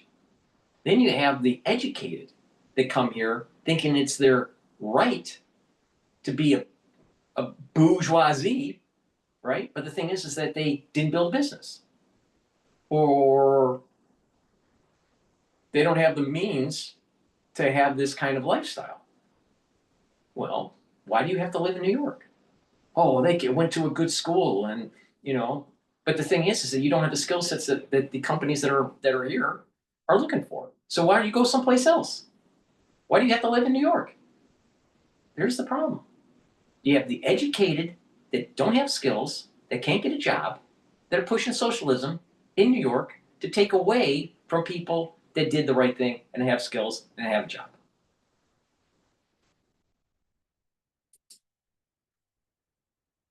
A lot of these issues are put on the back burner. And the primary issue in New York would then become ICE agents in the 5 boroughs. And I believe, as I sit here today, Trump would be up for that fight. And so too would Mamdani. Yeah. Wow. And those could be some really ugly scenes in New York. Chitterelli is coming off with Danny. Who gives a shit? Who gives a shit? They're here illegally. If you're here illegally, get the fuck out. It's that simple. Oh, they've been here for 20 years. Are you here illegally? Yes. Get the fuck out. Oh, they came here, 10 years ago. You here illegally? Get the fuck out. What is the issue here? Oh, they have children. So you got to have that emotional fallacy. You're tearing them away from an opportunity to be in America, but you're here illegally. Get the fuck out. Oh, they have kids that are going to the schools, and the schools need money. And it's all about the pupil headcount, not the citizenship. Oh, so the Department of Education in New York needs the money. So they need the illegal immigrants. Oh, New York is losing, not just New York City, but New York State is losing population. They're going to lose the potential representation in the House of Representatives. The number of seats is based on population. So they have to bring in people, fake the census, so they can keep the seats. Well, this is really important because population is also based on the Electoral College to vote for the President of the United States. And who are the two big, really there's 3, but who are the 3 big states that really skew the Electoral College? California, New York, and Texas. Michigan's a big one too. So 4. But the point here is that the big 3 are really important. So by illegal immigrants, Democrats are playing games. So they skew the Electoral College. because New York really doesn't deserve the number of electoral seats that they have. They've been faking the numbers through illegal immigration. Please go to my store, the-studio-reykjavik.com, and get the omega-3. Omega-3 is going to help with your cardiovascular health. It's going to bring down inflammation and help with your lipid profile. Super important to take every day because you don't want to have a heart attack. Vitamin B complex, this will help to improve your ATP levels by improving the health of your mitochondria. The first 4 B vitamins, B1 through B4, will help with the electron transport chain, build up that ATP, you'll have more energy in your cells. Vitamin B complex also revs up the metabolism of your cells. And B12 helps to protect your neurons. This is really important to boost up that energy level, rev up your metabolism, and protect your neurons. And guess what? Because of the crisis of 2020, 30% of the people that are 40 years of age or older are going to get early onset of dementia. 30%. 30% of the, so you have a population that's 30% that's age 40 or older that will get early onset of dementia. Of that 30%, 75% of them are going to have ischemic issues that cause the early onset of dementia. That's either microbleeding or microclotting at the cerebral level. 24.5 to 24.9% of that 30% are going to have amyloidosis, building up a plaque, similar to Alzheimer's kind of stuff because of misfolding of proteins. And a very small percentage of that 30%, about 0.1 to about 0.5%, will be prion disease.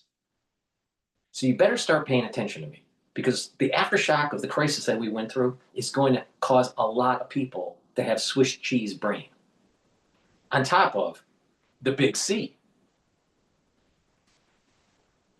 All righty. Please go to my store and get the resveratrol. Resveratrol will help with youthful gene expression, help with the health of your basal layer for your skin, soak up free radicals, and by doing that, improve your mitochondria so you have more ATP. And resveratrol also helps to get rid of cells that are in senescence. Take resveratrol every day. It stacks well with C60, clarity factor, ubiquinol, and NAD+. Let's talk about clarity factor because you don't want to be a stupid liberal like Madami. Clarity factor gets rid of that brain fog. And when you get rid of that brain fog, what do you see? You see the virtues of capitalism. Clarity factor gets rid of that brain fog and allows you to concentrate. And by being able to concentrate on tasks, you're going to be more productive. And over time, you're going to improve that neuroplasticity and your neurons will communicate better and you'll be thinking faster and your memory will be improved. Stack this with resveratrol is a good stack with it. Also, the B complex is a neurostack, but it's important to take every day. Drink it with filtered water. Please go to my store and get the clarity factor. And when that cloud, that brain fog goes away and you can concentrate, you can understand the virtues of capitalism. You can understand the virtues of what Socrates and Plato was warning you about mob rule. You'll be able to understand the importance of life, liberty, and the pursuit of happiness. But if you don't take clarity factor, you're probably going to be a crazy fucking liberal like Mandami. Turn back briefly to Zoran Mamdani, because the fact that a political Muslim communist in Uganda is not becoming mayor of a populous city really does matter. Last night, there was a big rally for Mamdani at a stadium in the city. AOC was one of the Ugandans' warm-up acts. And, it was not her best performance, I have to say. Jews escaping the Holocaust, Black Americans fleeing slavery and Jim Crow, Latinos seeking a better life, Native people standing for themselves, Asian Americans coming together in Queens, in Brooklyn, in the Bronx, in Manhattan, in Staten Island. You notice they're all angry? Well, wait a minute here. My family All right. They two different sides of the family. My father's side of the family came to the United States way early, like 1637. All right, through Boston. And then my mother's side of the family came over in two different waves. One was in the 1800s and the other one was in 1929. All right. So, but you would be hard pressed to find a family that has fought in so many fucking wars that the Americans have participated in. All right. So, my family, all right, they fought in World War II. My grandfather was a CB in the Navy during World War II.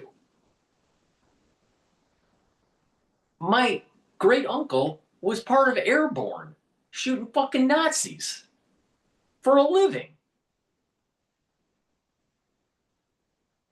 And then we had some, other uncles that were in the Army and in the Air Force. I think one of the uncles passed away in the Air Force during World War II, but I don't know all the details about that. But the point here is that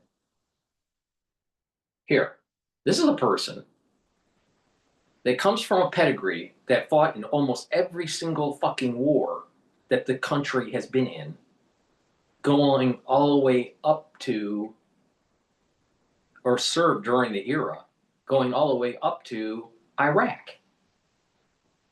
Almost every fucking war, including the revolution.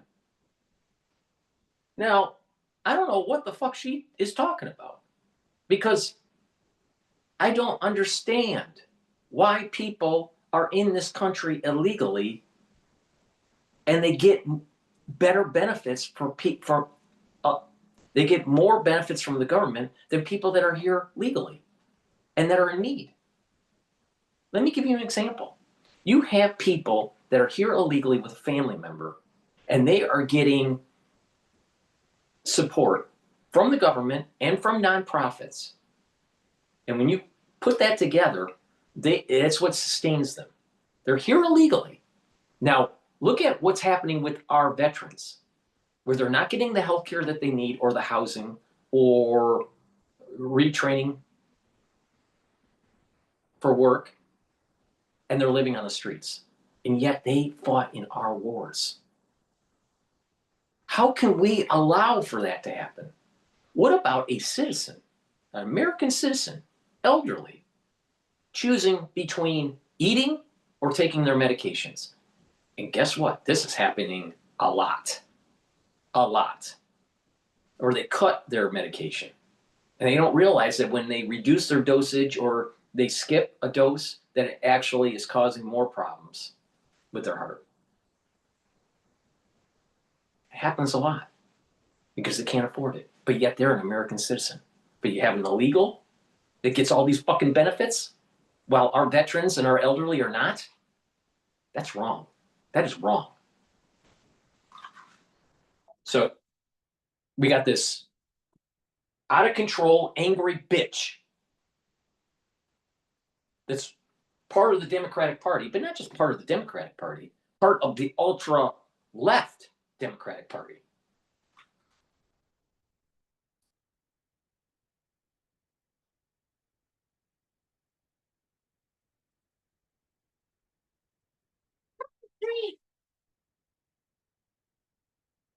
This is what counts as a stirring oratory on the left. All you gotta do is scream out a list of various ethnic and racial groups, making sure to list all of them except for white people. And this is a list that AOC jams into every speech she's ever given, and yet she still stumbles over it.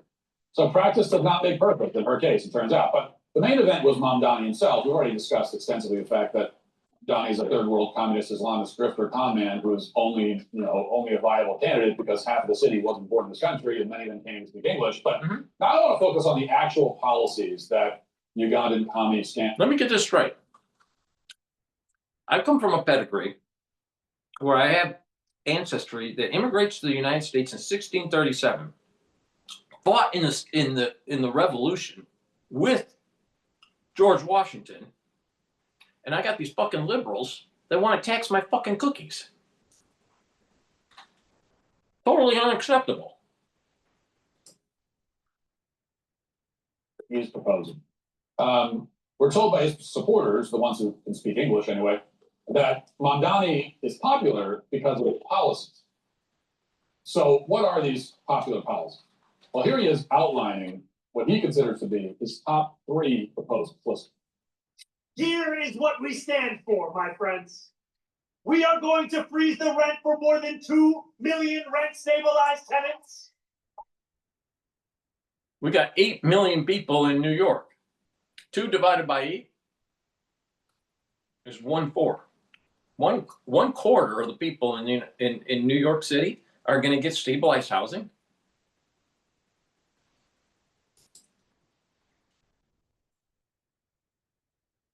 And use every resource at our disposal to build housing for everyone who needs it. We are going to eliminate the fare on every single bus line. And make what— Let me get this straight. So you got homeless people sleeping on the bus now? That's going to turn out really well. I remember during my good old days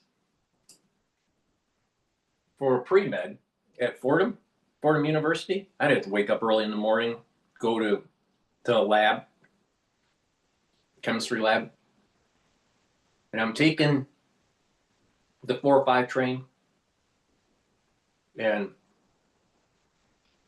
going towards Grand Central, and almost always there'd be this homeless person, you know, laying on the bench in the train. And many a time, not every time, but many a time, they'd be taking a shit in the corner of the train cab. That's New York for you.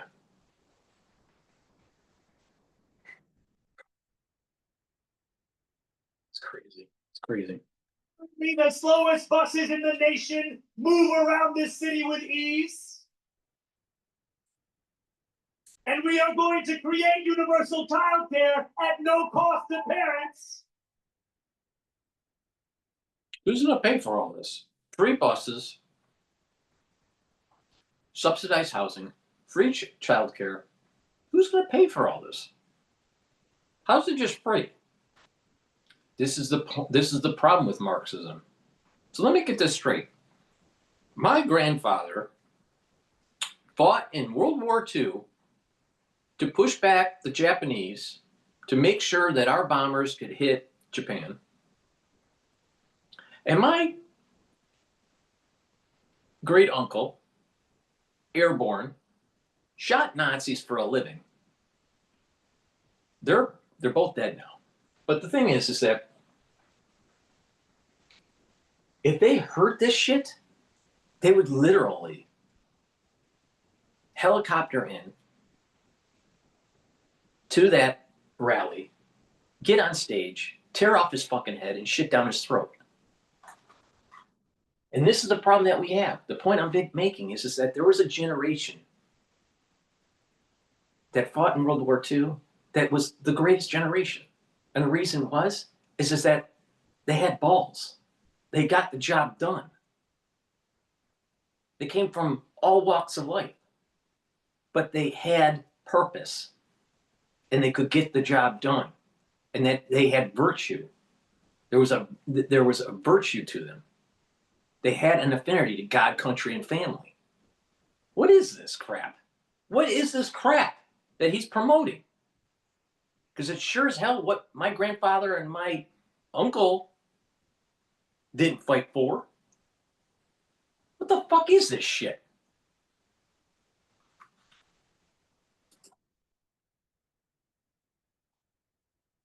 So New Yorkers can raise their family in the city they love. Together, New York, we're going to freeze the— Together, New York, we're going to make buses— Let me get this straight. So you can live in the city you love well, wait a minute, why do you deserve to be here if you can't afford it? See, this is the problem with the intelligentsia. Go to a decent liberal school, which he did. He couldn't get into Ivy League. But the thing is that he came from a well-to-do family, doesn't have any job experience, and he's going to push Marxism. This is a classic theme with these people. Overly educated, liberal arts education with no real skills, no real job prospects, run for office and tell every stupid person out there that you're going to get things for free. And this is the warning that Socrates and Plato said. Beware of the plebs, because they're stupid.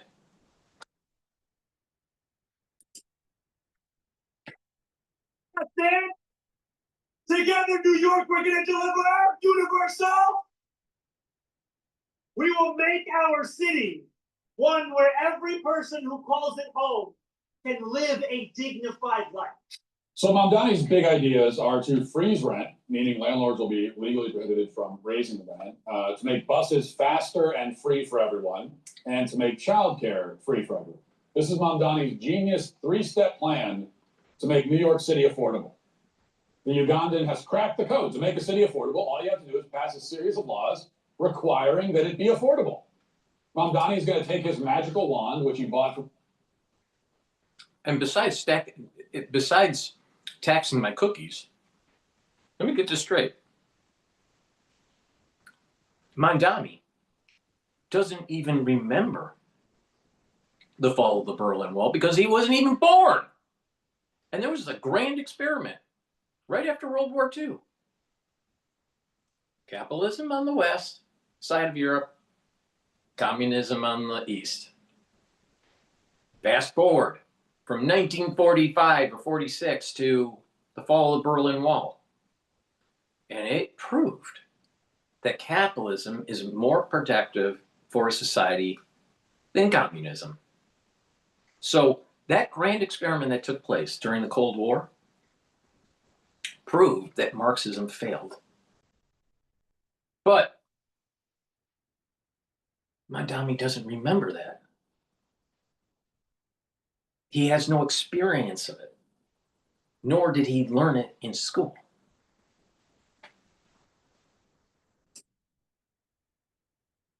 Ugandan witch doctor by trading two goats and a pineapple, wave it around, and make everything free and good and wonderful and faster.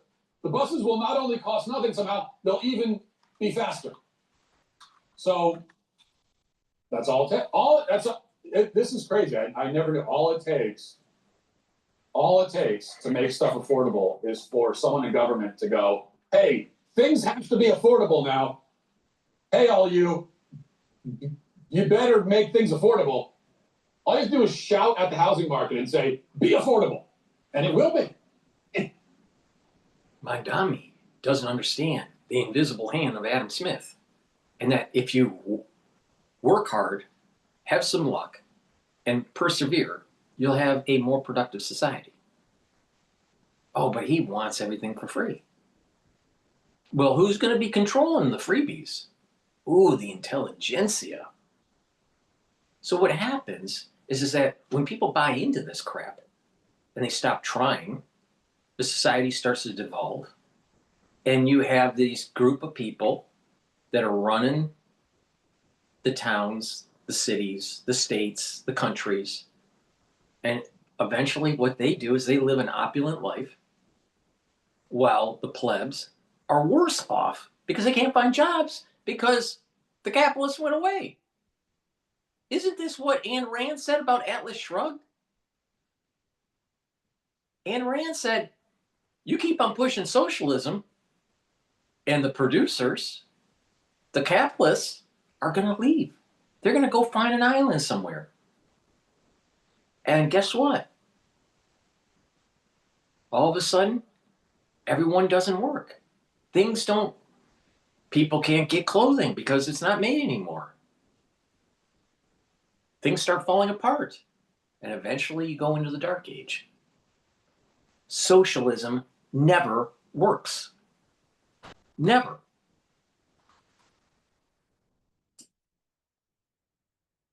It's magic. Now, if you've been paying attention to the history of Western civilization over the past 200 years or so, you'll know that all of these proposals have been tried many times before, and they've all failed. Every time, in every place they've ever been implemented. The only places that have even come close to achieving any sort of success with these ideas are small, homogenous, all-white European countries. But even there, it hasn't really worked out, and it certainly has never worked and can never work in a large, crowded, extremely racially and ethnically diverse population center. And that is all that should need to be said. But that would make this segment too short, so I'll keep talking. So let's take egalitarian society, that's a tongue twister, egalitarian society only works when the populations are low density. And like he said, homogenous. Egalitarian societies are like the Indians, like American Indian, right? Small clans that need to work together to survive because they were hunting and gathering.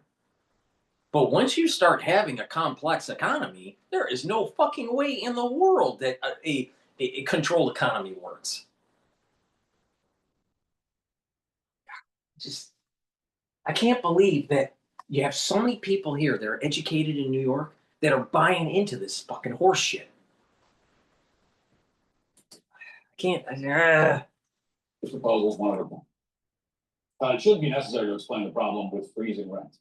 Only someone who is, and I mean this in the medical sense truly, but only someone who is mentally retarded could ever think that you can make housing affordable by telling landlords they can't raise the rent.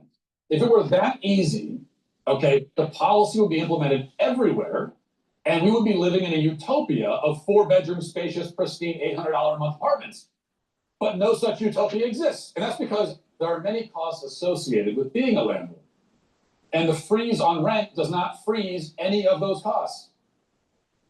Okay, as a landlord, you have maintenance fees, legal fees, leasing fees, property management fees, gas, electric, trash collection, water, sewage, lawn care, repairs, plumbing, pest control, cleaning, not to mention property insurance, property taxes, potentially HOA fees, and that is just a partial list. Now, what happens when those costs continue to rise, even as rent is forced to stay the same? You end up with rental properties that owners can no longer maintain. You end up with foreclosures. You end up with no incentive to build or rent new properties. You end up with a drastic reduction in the housing supply, exactly what has happened every time these policies have been attempted elsewhere. So to review, by freezing rent, what you get is fewer rental properties available, and the ones that are available are in worse condition. So, congrats. Now, what about making the bus free? Well, we've already talked about this actually at some length, leaving aside the fact that you're losing a lot of fare revenue, which means taxes will be raised to make up for the losses, which means the bus actually is not free, because nothing is free, nor can ever be free, as any moderately intelligent 7-year-old understands. But leaving that aside, all you'll accomplish, as has happened everywhere this has been implemented, is turning buses into roving homeless shelters. Exactly. Because now, with the already meager barrier keeping the homeless from setting up camp on buses and proceeding to make the experience even more miserable, disgusting, dangerous, and not to mention pungent for everybody else, will be lifted. So that's not going to benefit working New Yorkers who can afford the bus fare in the slightest. It is purely a benefit for homeless. Why doesn't Mandami step up to the plate and say, our veterans need to be taken care of? Our elderly need to be taken care of to make sure that they have the medication and the food that they need and the shelter. But the rest of the society, they need to pick up their pants, pull it up, brush their teeth, make their bed, and go to work. Be productive instead of looking for a fucking handout. But our veterans, especially the ones that are wounded and that need help and are elderly, that's a big problem. Big problem. You know, one of the saddest things to see in clinic is actually seeing an elderly patient that isn't able to afford their medication. Or you can tell that, that they are on a fixed income and they are choosing between eating and taking medication. And we're the most prosperous society in existence of mankind. The United States is the most prosperous country ever on the planet. Ever. But but what allowed it to happen? This concept of the Enlightenment, this concept of life, liberty, and property rights.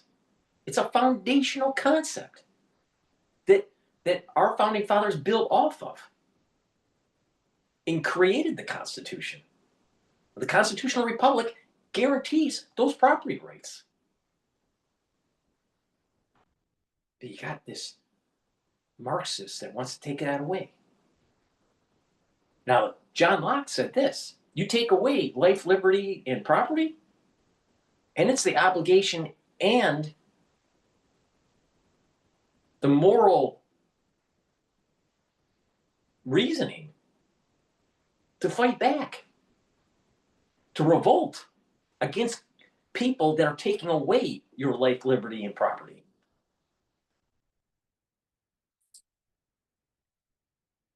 They've cracked down vagrants.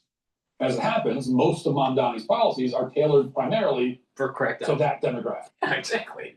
Universal child care is by far the worst of these disastrous ideas. And let's leave aside again the fact that it is catastrophically expensive. There is no such thing as free child care. You know why? Because the child care providers are not slaves. You have to pay them. They cost money. And so it's not free and can never be free. I said before that nothing is free. There is one exception to that. Something can be free with slavery. Okay, so if you really want free stuff, then we got to talk about having slavery. That's the only way to do it. You want free stuff, you want to get things for free, you want free childcare, you want free this, you want free that. Well, the one way to do it is slavery. Slavery isn't free either. You have to house the slaves, you have to feed the slaves, you have to clothe the slaves, right? Even slavery isn't free. You could have free buses, maybe, if the bus drivers are slaves and the buses are maintained by slaves, then you could have probably have free buses too. So that's the only way. So when you talk about you want stuff to be free, I can only assume that what you're making an argument for is to bring back slavery. But if you don't want slavery, then there is no such thing as free. So get that stupid word out of your stupid mouth. And realize that someone has to pay for it, because we have to pay for the labor that goes into this. All you're doing is shifting the cost. And in this case, rather than having parents pay for their own child's care, you're forcing strangers, taxpayers, to pay for the care of other people's children. Those are the only two options when it comes to childcare. There is no third option aside from slavery. Either parents will pay for their child's care, or strangers will. And call me crazy, call me cruel, call me a mean old guy who lacks compassion, but I tend to think that if anyone should pay for your child's care, it should be you. If you're sitting there thinking, who is going to pay for daycare for my child? You know my answer? You. Because the only other option is someone who is not you. And I think making someone who is not you pay for your child is wrong. Why? Because he's your child. Yep. And not this other person's child. You see, that's why. You are first on the list of people. Let's get back to the first principles: God, country, and family. Wait a minute here. The ones that are asking for the freebies to have the nanny state, that's pushing the nanny state, do you think they're really about family? Because if you have a high affinity for family, you'll take care of them. That's like part of the whole social contract. You take care of family. Blood is thicker than water. No, the nanny state's going to take care of you.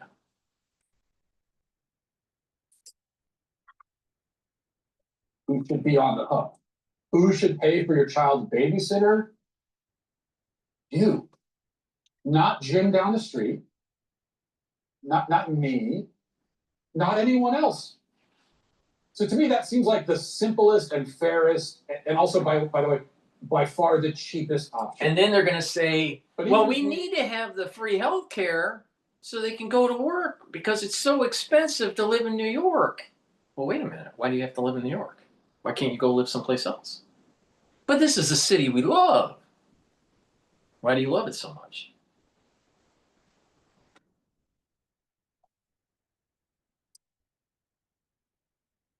Or that issue, which we really can't.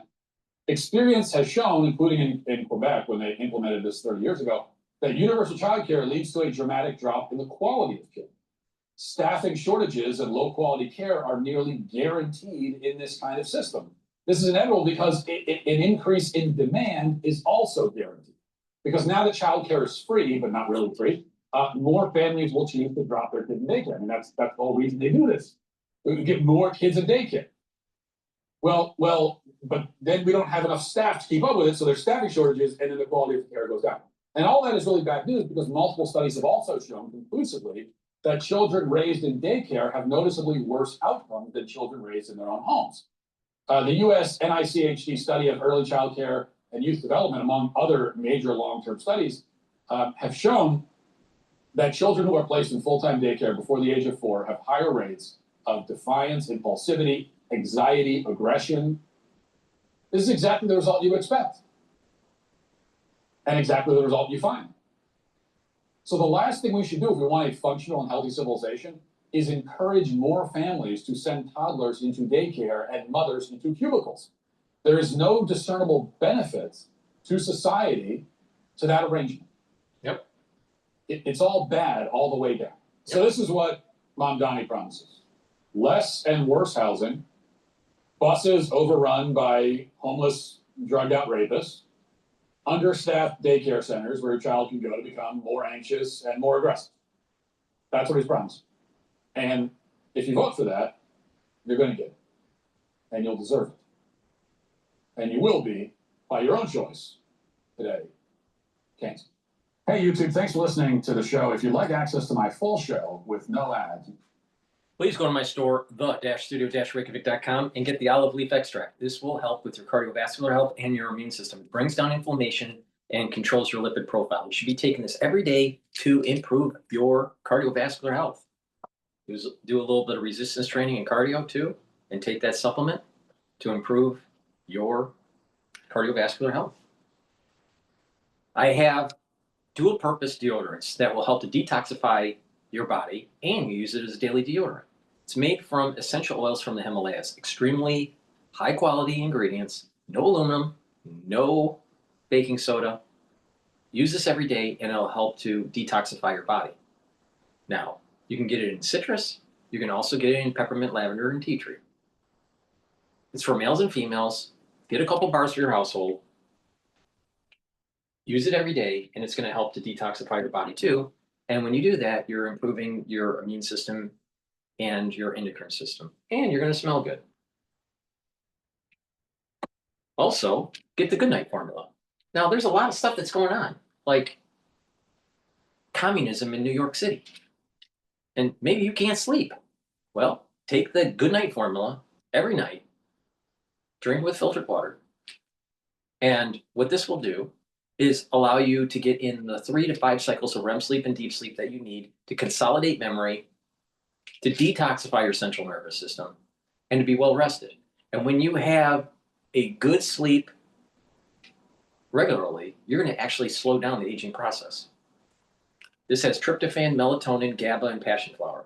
Please go to my store, the-studio-reykjavik.com, and get the Goodnight formula. Make sure you use discount 5, all caps, discount, the number 5. You get $5 off any order. Go to my store, the-studio-reykjavik.com. The link is in the description of this video and all my videos. All righty. Let's listen into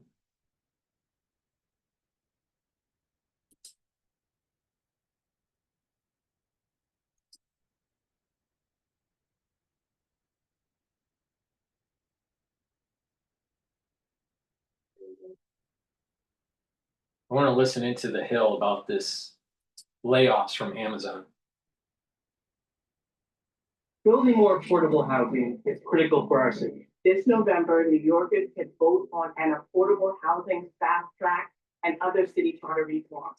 So flip your ballot over and vote on questions 2 through 6.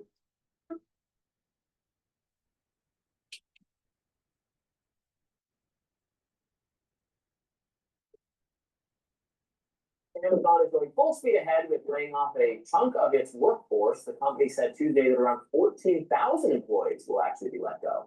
Now, Amazon says the reason for the layoffs are to trim bureaucratic bloat, make their company leaner, and to invest in artificial intelligence.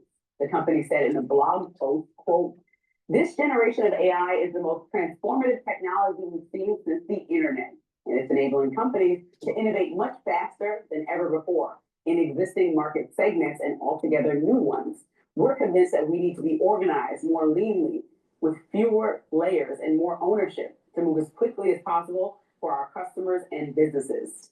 I wonder if the person who wrote that is going to lose their job too. Probably, that's what That sort of thing ChatGPT do is write the statement, the bland statement we just read. Reuters is reporting that the tech giant could be laying off up to 30,000 employees, largest cut in the company's history. Amazon has more than 1.5 million staffers globally and is the second largest private employer. As far as tech and corporate employees, the company has about 350,000. Some social media users were not happy about the announcement. Executive Director for Campaign for New York Health, Melanie Diargio, wrote on X, quote, "Amazon receives billions in tax breaks while reporting billions in profit, and while replacing 600,000 jobs with robots. The only thing that ever trickles down is the exploitation." Others, however, have tried giving a more practical approach to the inevitable job market transformation. Mark Cuban went on tech podcast TBPN advising young students, quote, "Companies don't understand how to implement AI right now to get a competitive advantage. Learn to customize a model, walk into a company, show the benefits. That is every single job that's going to be available for kids coming out of school." Yeah, we have very little time to discuss this because we've been going hard on some topics today, but I agree with Mark Cuban. Look, these are, by the way, this is the jobs being cut here. This is actually not people working in Amazon warehouses. This is middle. A lot of the conversation was who's going to pack the box. Right. So far, still mostly people. Okay. This is middle manager, corporate tier people who, I'm sorry, don't go to school to get a degree in writing a press release. Don't do that. That's not a good job. That is the easiest thing for AI to take your job, is if your job is to write press releases. Like very basics, comms functions. I don't want to scare people. The only middle manager job. You're getting cleaned out. If you have a vague sounding corporate job where you're just kind of overseeing but not really directly managing a product, AI is replacing that. If your job is to send emails or schedule meetings, AI is replacing you. You're done. Don't do that. But here's the thing. Reality.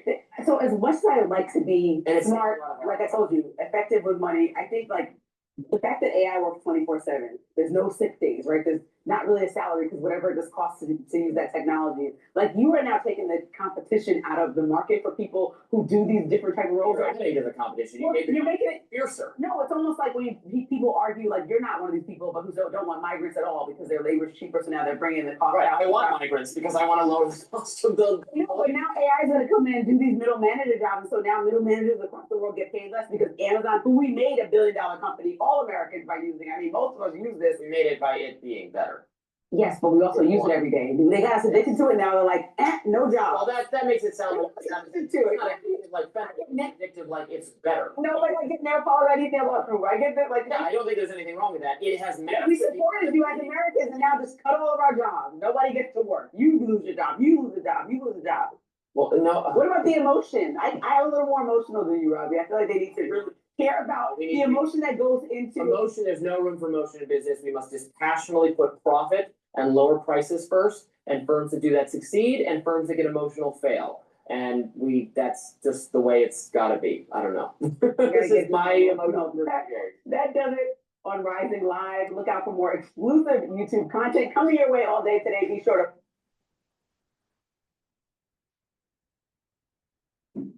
All right, I don't know. Well, no, that's a longer video. There's an interesting video that's dealing with a poll that 65% of Democrats support socialism. I'll tell you. Just, again, you can't make this stuff up. It's crazy. It's absolutely crazy.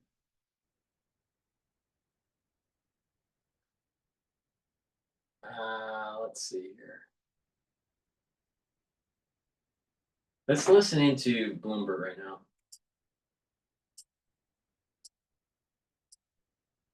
Oh, the market is faltering a little bit today. The S&P 500 is trading at 6,872 at the moment. VIX has gone up a little bit. It's at 16.32. An indicator of stress, and really as it drags on, we do sort of amp up our monitoring, particularly on some portfolios like, you know, Garveys that are issued by some transportation entities. We're looking at other, you know, bonds that are backed by federal payments, whether that be federal leases, where they might be leasing space in a particular commercial office building or something like that. Okay, I'm gonna play a video. I'm gonna play a video by CNBC where they interviewed Bill Gates about AI. But before we do, please go to my store, the-studio-reykjavik.com, and don't be a crazy liberal, okay? Be a capitalist. Get the digestive enzyme complex. This will help to break up and digest proteins, carbohydrates, and lipids. Reduce the load on your pancreas, which is super important. When you get older, your pancreas doesn't work as well, no matter how healthy you are. All right? Taking digestive enzyme complex is super important to help you to digest your foods properly and to reduce that load on the pancreas. This also has bromelain, which helps to break up clots because it's fibrinolytic. And this digestive enzyme complex has the proteolytic enzymes that you need to break up glycoproteins. This is the reason why I said, take the digestive enzyme complex during the crisis of 2020. Because the spike is made from glycoproteins. And, you know, you want to reduce clots. Remember that issue, right? So it behooves you to take this every day to help with your digestion, but also during the fall and the winter. Why? Because guess what? More people are going to get clots. And more people are going to be exposed to glycoproteins. Myotrol. Myotrol will help to build muscle. When you get older, once you hit about age 40, your genes don't express the same as when they were younger. It's called methylation of genes. Your genes shut down or express less. To help express genes to build muscle and to maintain muscle, you need to take Myotrol. Do some resistance training. The flavonoids, polyphenols, and lignans that are in here will help with the gene expression to build muscle. And that way, you're reducing atrophy, you're building muscle, and you're slowing down the aging process. Myotrol will also help with your mitochondrial health, so you have the energy to build and maintain muscle. This is super important to take if you're 40 years of age or older. Make sure when you do your resistance training to build your back muscles. That's an underdeveloped area of your body. You really need to build back muscles to help you into your geriatric years. That way you have better posture. And with that better posture, you're going to have better lymphatic flow and better venous flow. In addition, by building up more muscles in your back and doing resistance training, you're building denser vertebrae. Super important. See, if you look at people that are getting older, what happens? They start shrinking. Their spine starts to go down. The musculature starts to weaken. They start to lean forward. Well, if you build your back muscles, your posture improves, your bone density improves, and that whole musculature at the different levels, right? You have different muscles in your back. You have internal muscles, and then a mid-range muscle, and then outer muscles that are more closer to the surface. But when you're working your back muscles and do lots of different exercises to build back muscles, you will notice that you are healthier. You're slowing down the aging process by just doing that. See, most people, they're so focused on, maybe curls and the core, but the front core or legs. But they don't really work their back, if you notice. Most people don't work their back. And that's an area where aging starts. When you get older, you start pulling a muscle in your back, and then all of a sudden you can't move around very well. Well, if you have strong back muscles, that doesn't happen. So take my advice, because I know what I'm talking about. Go to my store, get the Myotrol, do resistance training, and make sure you build up your back muscles. Use discount 5 and you get $5 off any order. And with strong muscles, you'll be able to fight the socialists even in your geriatric years.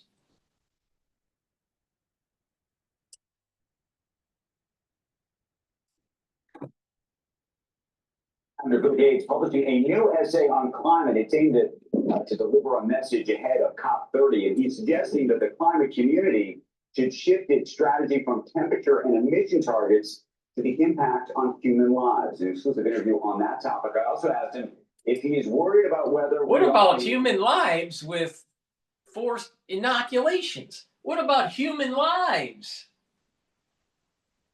with artificial food? Bill Gates, I'll tell you, that guy just needs to just die. AI bubble. Here's what he had to say. We need to define bubble. If what we mean is like tulips in the Netherlands, that they eventually looked back and said, what the heck? There was nothing there. Those were just tulips. No, that's not where we are. If you mean it's like the internet bubble, where in the end, something very profound happened. The world was very different. Some companies succeeded, but a lot of the companies were kind of Me Too, fell behind. Right. There's an element that is very similar to the dot-com bubble, but I'm even more worried because of the new regulations or deregulation of the banking industry and the finance industry, creating new engineered products like ETFs that wrap underlyings of private equity and private credit. You have a whole crypto market. You have derivatives being created. So there's new financial engineering instruments that are being developed, which is very similar to what was happening during the trust boom and bust during the railroads. So they were laying track, they were building up an industry, the railroad industry. There were trusts that were creating commercial paper that wasn't really backed by anything, and eventually everything collapsed. Now this happened in, I want to say 1907, 1906. I'd have to confirm that. But basically it was Knickerbocker was the trust that blew up, that set in motion everything. I have a feeling that AI, because of this huge build out with the servers, is going to be more like the trust boom and bust during the railroad years in the United States than the dot-com bubble because of the financial engineering. Now, I could be wrong, but there are similarities to the dot-com bubble because it's tech, right? But if dot-com bubble does burst and it affects the economy much worse, I'm sorry, if the AI bubble bursts, let me rephrase it. If the AI bubble bursts and it affects the overall economy much worse than the dot-com bubble, then it's more like the trust bust, the boom and bust during the railroad years.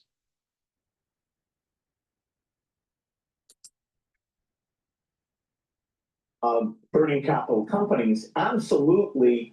There are a ton of these investments that will be dead ends. And you look at all the investments that are being made today by some of the big tech companies. Some of them are not making money on AI yet, but are making massive commitments to chip makers and data centers and say this math makes sense.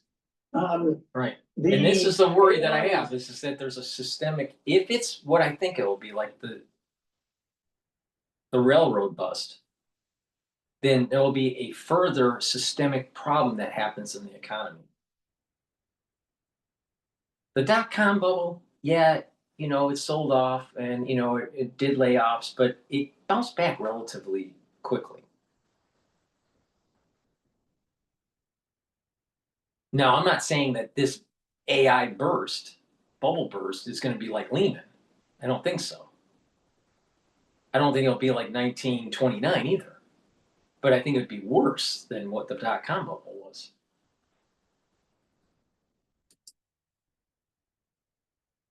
Biggest technical things ever in my lifetime. I mean, it is so profound, and therefore its influence is hard to overstate. And the economic value, this is basically intelligence, you know, where you can get medical advice, so you can get a tutor, or you can get somebody to help you design drugs. So the value is extremely high. Just like creating the internet ended up being, in that, very, very valuable. But you have a frenzy, and you know, some of these companies will be glad they spent all this money. Some of them, you know, they'll commit to data centers whose electricity is too expensive, you know, that it can be done overseas, or they'll buy a generation of chips and you know, they won't have captured all their value before the next one comes along. But you know, if you want to be a tech company, you don't get to say no, you know, let's check out of this race. What do you think the public appetite for this is ultimately going to be? And I ask because I think there's concerns about two things that are happening right now. One is energy costs. So there's a whole bunch of places where people want to put data centers, and you know, the community says, no, we don't want this because we don't want to have to spend more money for power to power our own homes. At the same time, they're worried that if they actually are successful, they'll also lose their jobs.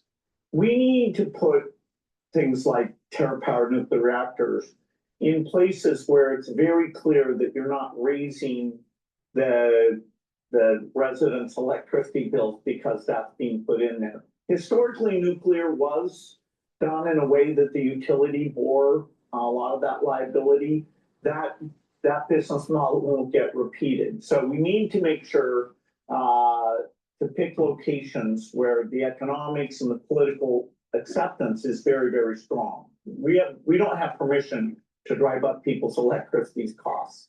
You know, in terms of the jobs, this is going to take some period of time. But yes, although it hasn't been seen in large numbers, over the next several years, there will be some impact on the job market.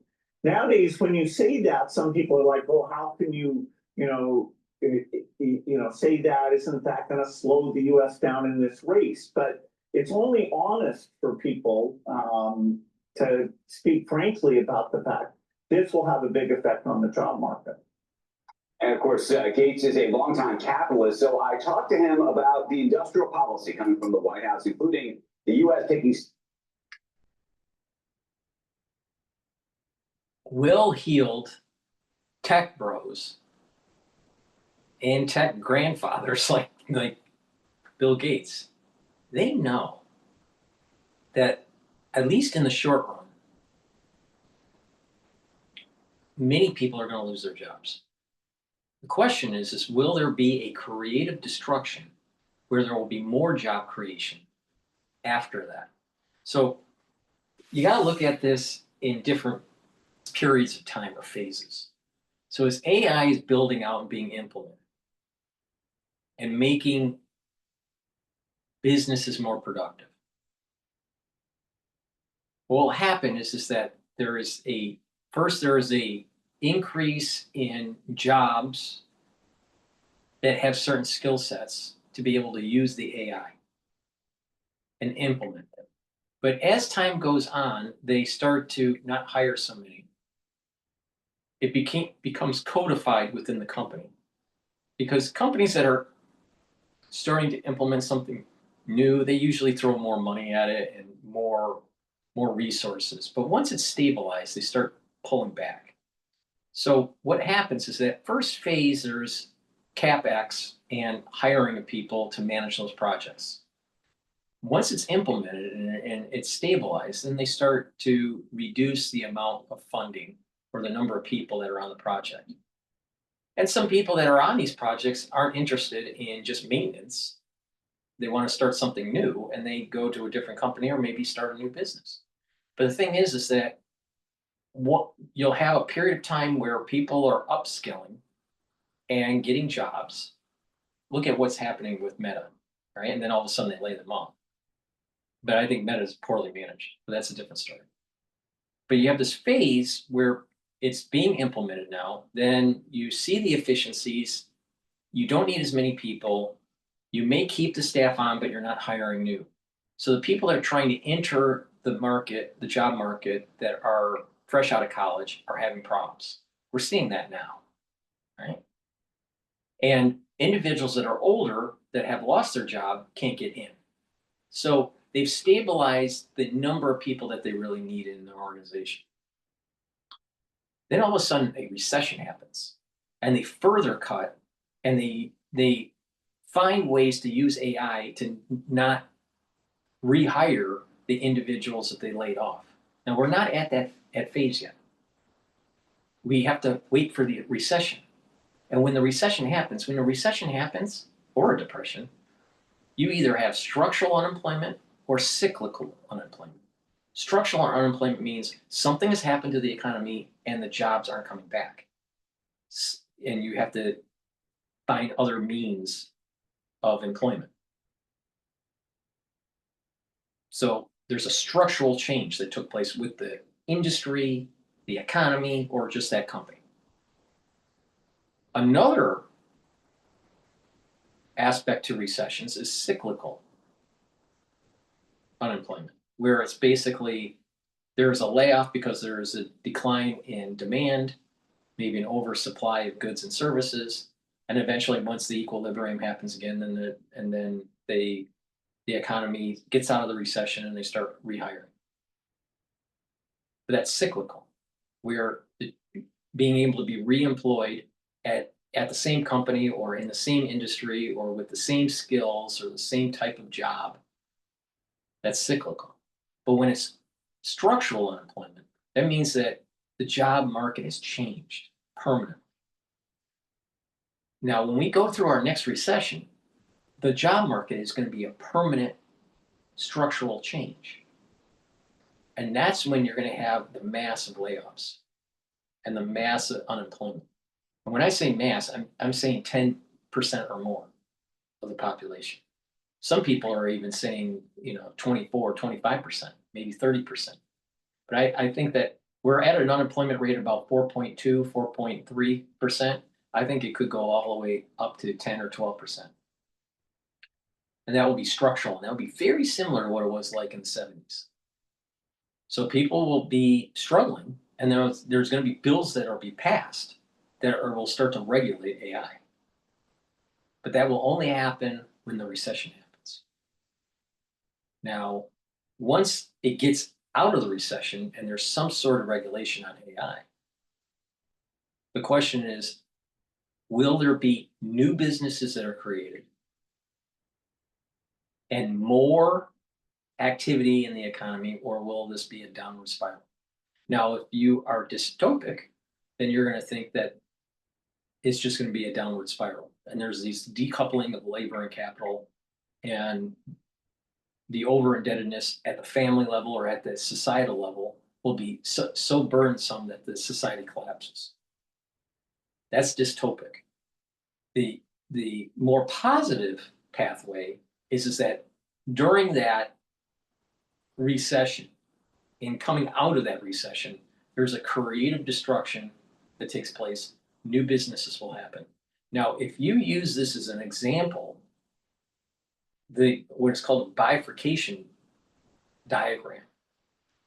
Bifurcation diagrams can model complex systems. It's part of chaos theory. But what will happen is that if a system is stable, all right, it doesn't bifurcate. And if it does bifurcate, it doesn't bifurcate quickly. All right, it's slow. But when some variable happens that it increases its bifurcation, Like, for example, if you take a pathogen and you're mapping out the mutations, if it doesn't infect different species, right, and it doesn't circulate in the environment, the mutation rate is relatively slow. But when you add in conductivity of a society, higher populations, whatever, the chances of mutation increases. So when you have more conductivity within a complex system, there's more chance, and whatever you're modeling has the ability to be modified, mutated in a way, then you're increasing the chances of bifurcation from the parent. And you have children, or a new variant of a pathogen, or you have something that has been modified. And so what happens is that if you have more conductivity within a population, more activity, economic activity, and you have this disruption, what happens in these complex systems is that you have more optionality. And more optionality leads to more businesses. So the question is that with AI, the ability to learn faster, the ability to be more productive with less people, will it bifurcate, create new businesses in an explosive way? Another way of looking at probably a bifurcation diagram is the singularity for the cosmos. All right, you had the singularity of the cosmos and then the Big Bang. And the Big Bang was so powerful and so energetic that it was just plasma. In the early seconds or milliseconds, microseconds of the universe. And eventually, as there was this expansion, the plasma, this energy started to coalesce and you started to have subatomic particles. And eventually, over time, things cooled a little bit more, and then you had matter. And then eventually, more cooling, right? And then you had, let's say, hydrogen atom. But it started with the plasma. And so there was a high energy state, and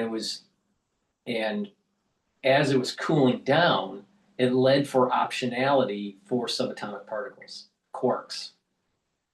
And that was a bifurcation that's taking place because there's more things in the universe. There's all these subatomic particles. Before that, it was just plasma. Before that was the singularity. See? So now you look at the universe today, and it's this gigantic bifurcation diagram of all these things that are in the universe. Something similar might happen with AI. If AI does have creative destruction and society doesn't devolve, there's a high probability that AI will build new businesses, and you'll probably have more businesses, but don't have as many people that are needed. So now if you go to organizational theory can be, I'm broad brushing this, in two categories. You have an organization that is coarse or fine-grained.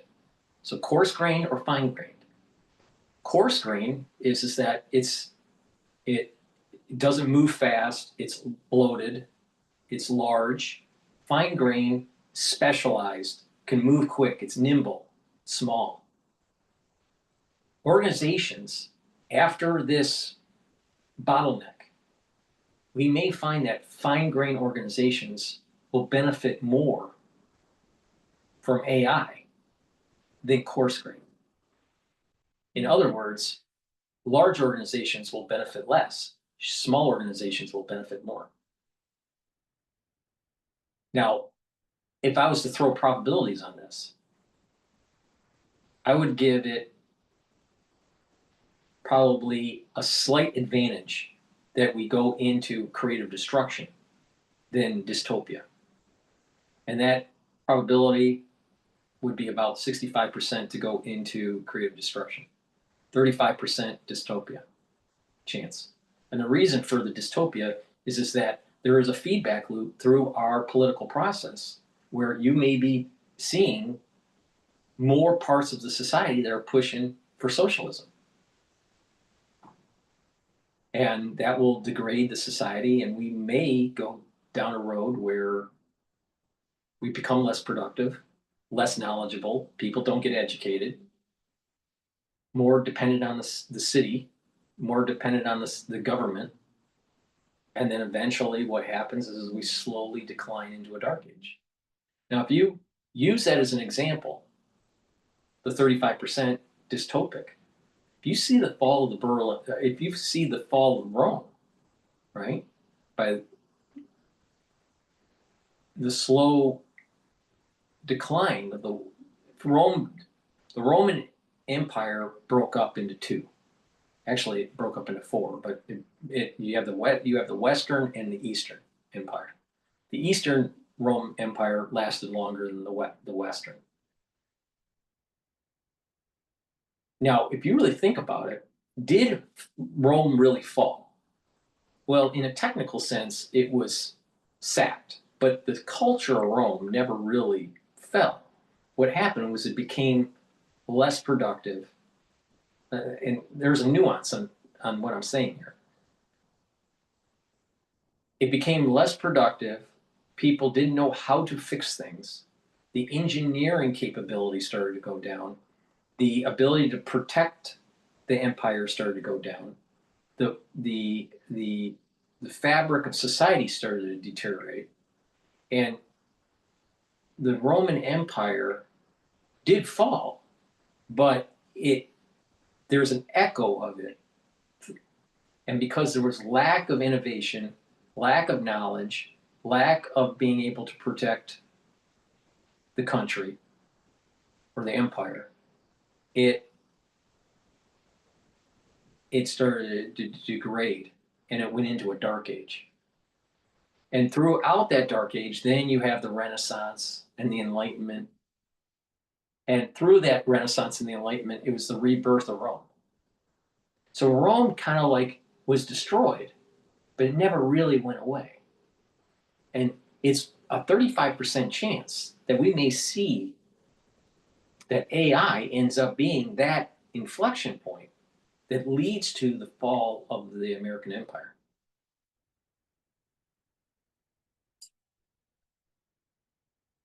In rare earth and chip companies, here's what it just said. Government operates best when it's kind of predictable. That is, when you know what are the tariffs going to be for the next 20 years. Because when you build a factory, so the government shouldn't be changing its policy, every year or every day, because predictability is a very, very important thing. Understanding when the company's helping nascent technology, is it doing that for the good of the country and and treating companies equally, or will it want to own part of those companies and if somebody has better technology, they'll favor the company they own part of. We need to understand what those policies are. Yes, I think there's a rush of people to say, wow, maybe that's how to get to the front of the line for government money, but the rules of the game we're playing are pretty unclear right now. Before you issue inoculations, don't you think you should do proper testing? Bill Gates? Please go to my store, the-studio-reykjavik.com, and get turmeric. Turmeric will bring down inflammation and soak up free radicals. This is going to help with your immune system, your cardiovascular system, and even your brain function. By bringing down inflammation at the cerebral level, you're protecting your neurons. Ashwagandha root helps to control your cortisol levels and your blood glucose levels and reduces inflammation. Again, important for your immune system, cardiovascular system, and brain function. Lignans helps with your immune system and your endocrine system. It will soak up free radicals and bring down inflammation. Now, if you stack these together, You can take them separately. They're very high quality supplements just to take them separately. But you stack these together, you get a synergistic stack that will slow down the aging process and rev up your metabolism. And you're reducing plaque formation and helping your brain by controlling inflammation. Because if you have chronic inflammation at the cerebral level, you'll have neural death. So what's important here is just to stack this, slow down the aging process. You stack this also during the fall and the winter season, and you're revving up your immune system. Super important. All right, let's find out what's going on over Bloomberg. Let's listen. Capital today trying to get perhaps lawmakers on board with this broader vision when it comes to more market access for NVIDIA's products. So working very closely here with the administration on that. So I'm going to see if there's any sort of development on that front. As you mentioned, President Trump saying that he's looking forward to seeing the NVIDIA CEO here in Asia. Kendall traveling with the president in Japan, making her way to South Korea soon as well, as we continue to follow his movements here on Balance of Power. And a headline crossing the terminal elsewhere in the world: Benjamin Netanyahu, the Prime Minister of Israel, ordering the IDF to carry out powerful strikes on Gaza. More to come here on Bloomberg.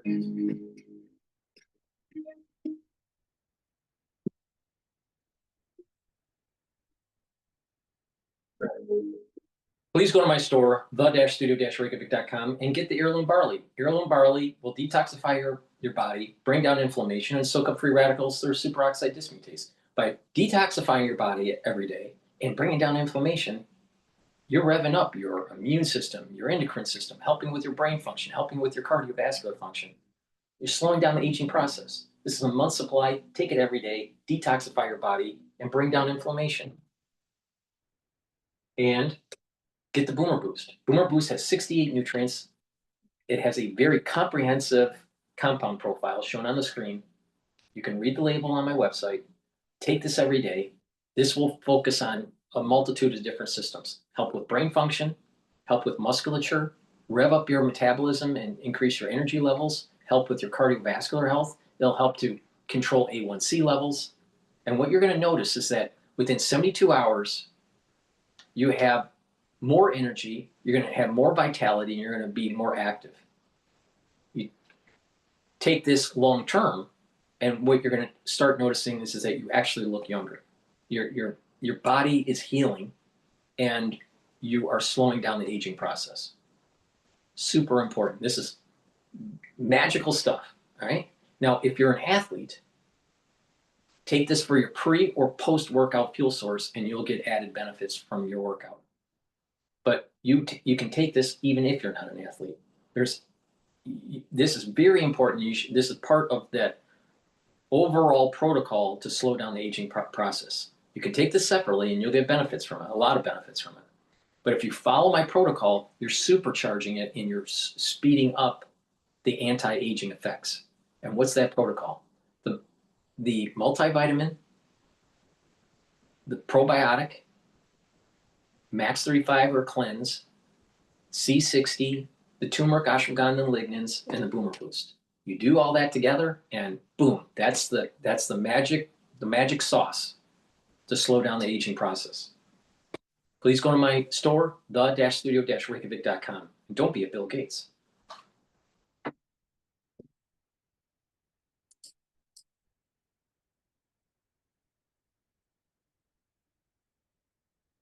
Let's see what is going on here.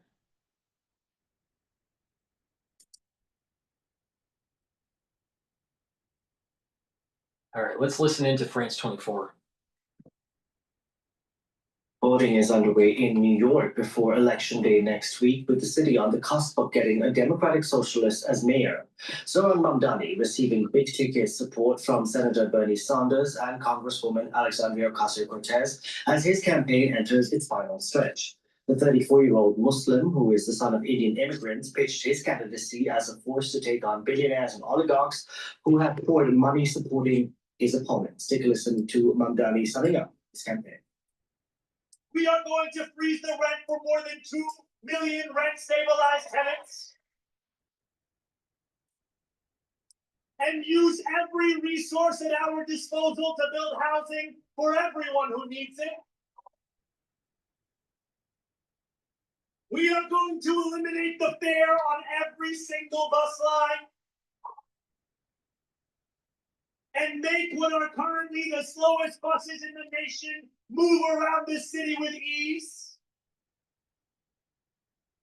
And we are going to create universal childcare at no cost to parents. We can now bring in Ian Reifowitz, SUNY Distinguished Professor of History at SUNY Empire State University. Thank you so much for joining us on the program today. Mamdani's message has remained the same: free buses, freezing the rent, universal childcare. Has his ability to come this far, is it because he's made this entire campaign about affordability? Affordability is first and foremost on Americans' minds and on New Yorkers' minds. And there's no question that Mamdani has done a good job. He's a very charismatic candidate, but he also has some substance to him. The issues that you mentioned around affordability are, they are resonating with New Yorkers. Now, other candidates could have talked about that. So obviously, it's not just the message; it's also the messenger. But he hit on the right issues. He has discussed other things over the course of his career, in particular about foreign policy and Israel. But he has smartly emphasized in this campaign the affordability issues rather than those other more extraneous issues, at least things that are less on the minds of New York City voters. What do you make of the lukewarm endorsement he's received from mainstream Democrats? That's about national strategy, and there's a lot about this mayor's race that's about national U.S. politics. If you are a New York City Democrat, if you've got a national stage, and you are more moderate, somebody like Hakeem Jeffries, who's the minority leader in the House, he was from Brooklyn, New York. He's got to be very wary of being seen as being too far to the left. So that's why his endorsement, which came very late, was Kamala Harris endorsed Mamdani, but did so without mentioning his name. Then you've got other more left Democrats, like the people that the report mentioned, AOC, Bernie Sanders. These are Mamdani's natural allies. They are on the left of the Democratic Party. But for most Democrats, Mamdani is too far to the left to play well outside of very liberal areas like New York. Because it seems he didn't even need the mainstream Republicans to have his back, considering he had the likes of Elizabeth Warren, AOC, and Sanders.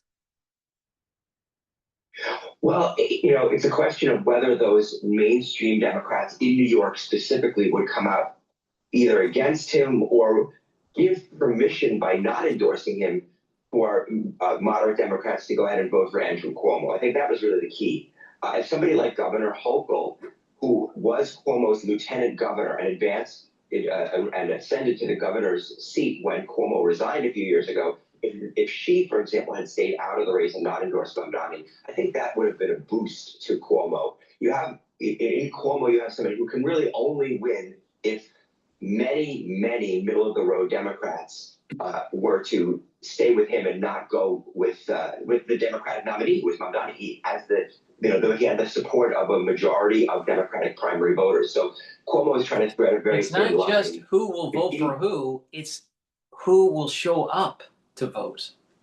Because I personally think that there are more middle-of-the-road New Yorkers that would vote for Cuomo than Mamdani, but they may not show up.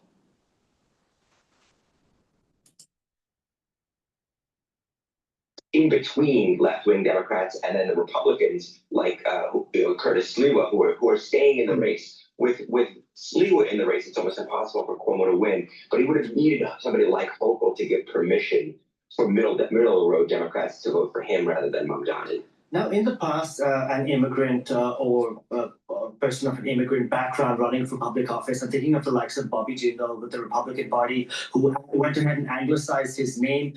Zoran Mamdani hasn't needed to do all of that. He's a proud Muslim. He speaks about this. He puts out ads on social media in Hindi, even in Bengali. He eats biryani with his hands. But then again, he can walk across the entire island of Manhattan and speak to ordinary New Yorkers. Have times changed, or can he only do this because it's New York and New York is so diverse? Well, there are a couple of ways of looking at it, right? New York is different from certainly Louisiana. We also, all right, on the other hand, we do have the example of Barack Obama, and himself is not, not an immigrant, but had a name that is not anglicized. Not only did he, win election to the U.S. Senate, he became, of course, president of the United States. So I think that things have changed. They probably have changed, in that direction, maybe 20, 30 years ago. Certainly Mamdani can follow in the footsteps of Barack Obama in having not changed his name.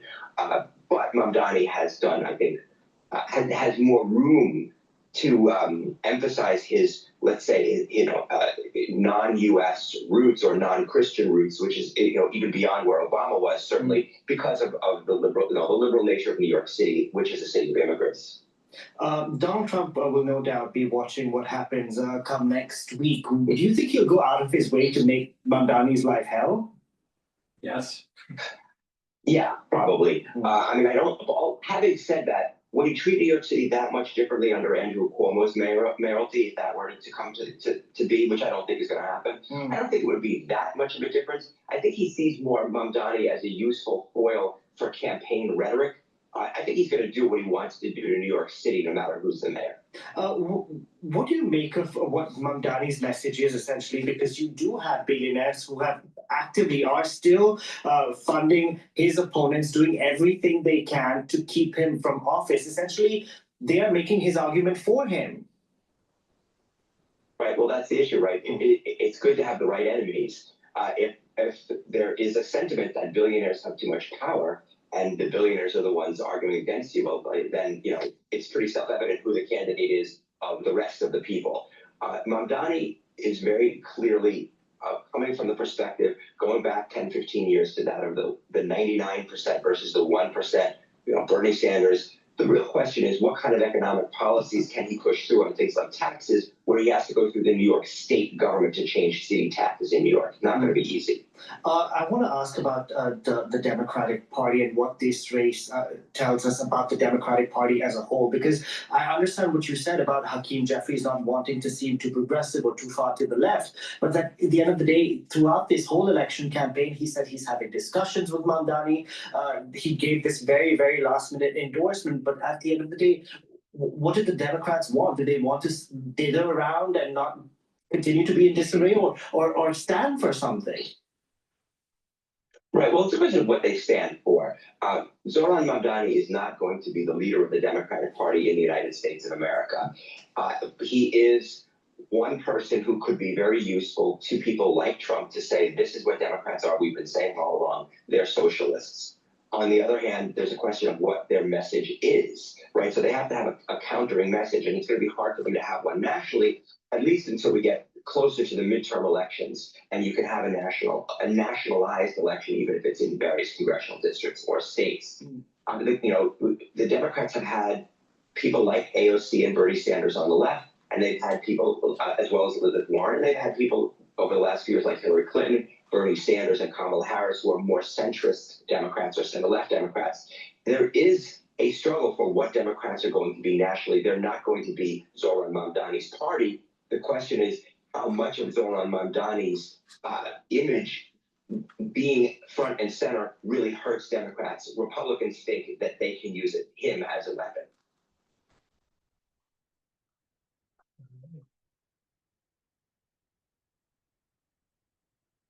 New York is the bellwether. Please go to my store, the-studio-reykjavik.com, and get the collagen. This is dual purpose. It's going to help with your skin, your nails and your hair, your musculature, your bone density, your joint health, and also your cartilage. Super important to take every day. This is a month supply. You mix it with soft foods like hummus or yogurt or even applesauce. You can have it in a smoothie. You can mix it in just filtered water or milk. But take it every day and do some resistance training. This is going to have a dual purpose. It's going to help all these different systems that I just mentioned. Please go to my store and get this very high quality collagen. And if you stack it with vitamin C and drink filtered water, about 32 to 64 ounces, 32 to about 64 ounces of water each day throughout the day. and take the collagen, that will cross-link and improve your dermal layer. When you stack this also with the vitamin C, the C60, and the resveratrol, you're helping your basal layer to improve your skin. So please go to my store, the-studio-reykjavik.com, and get the collagen. And then stack, like how I just mentioned, with the C60, resveratrol, and the vitamin C with the magnesium, and you're improving your dermal layer and your basal layer. All right, that's the end of the show. Please go to my store, the-studio-reykjavik.com. Use discount 5 and you get $5 off any order.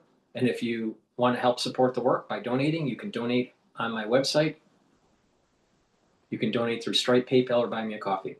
Thank you for listening and have a nice day.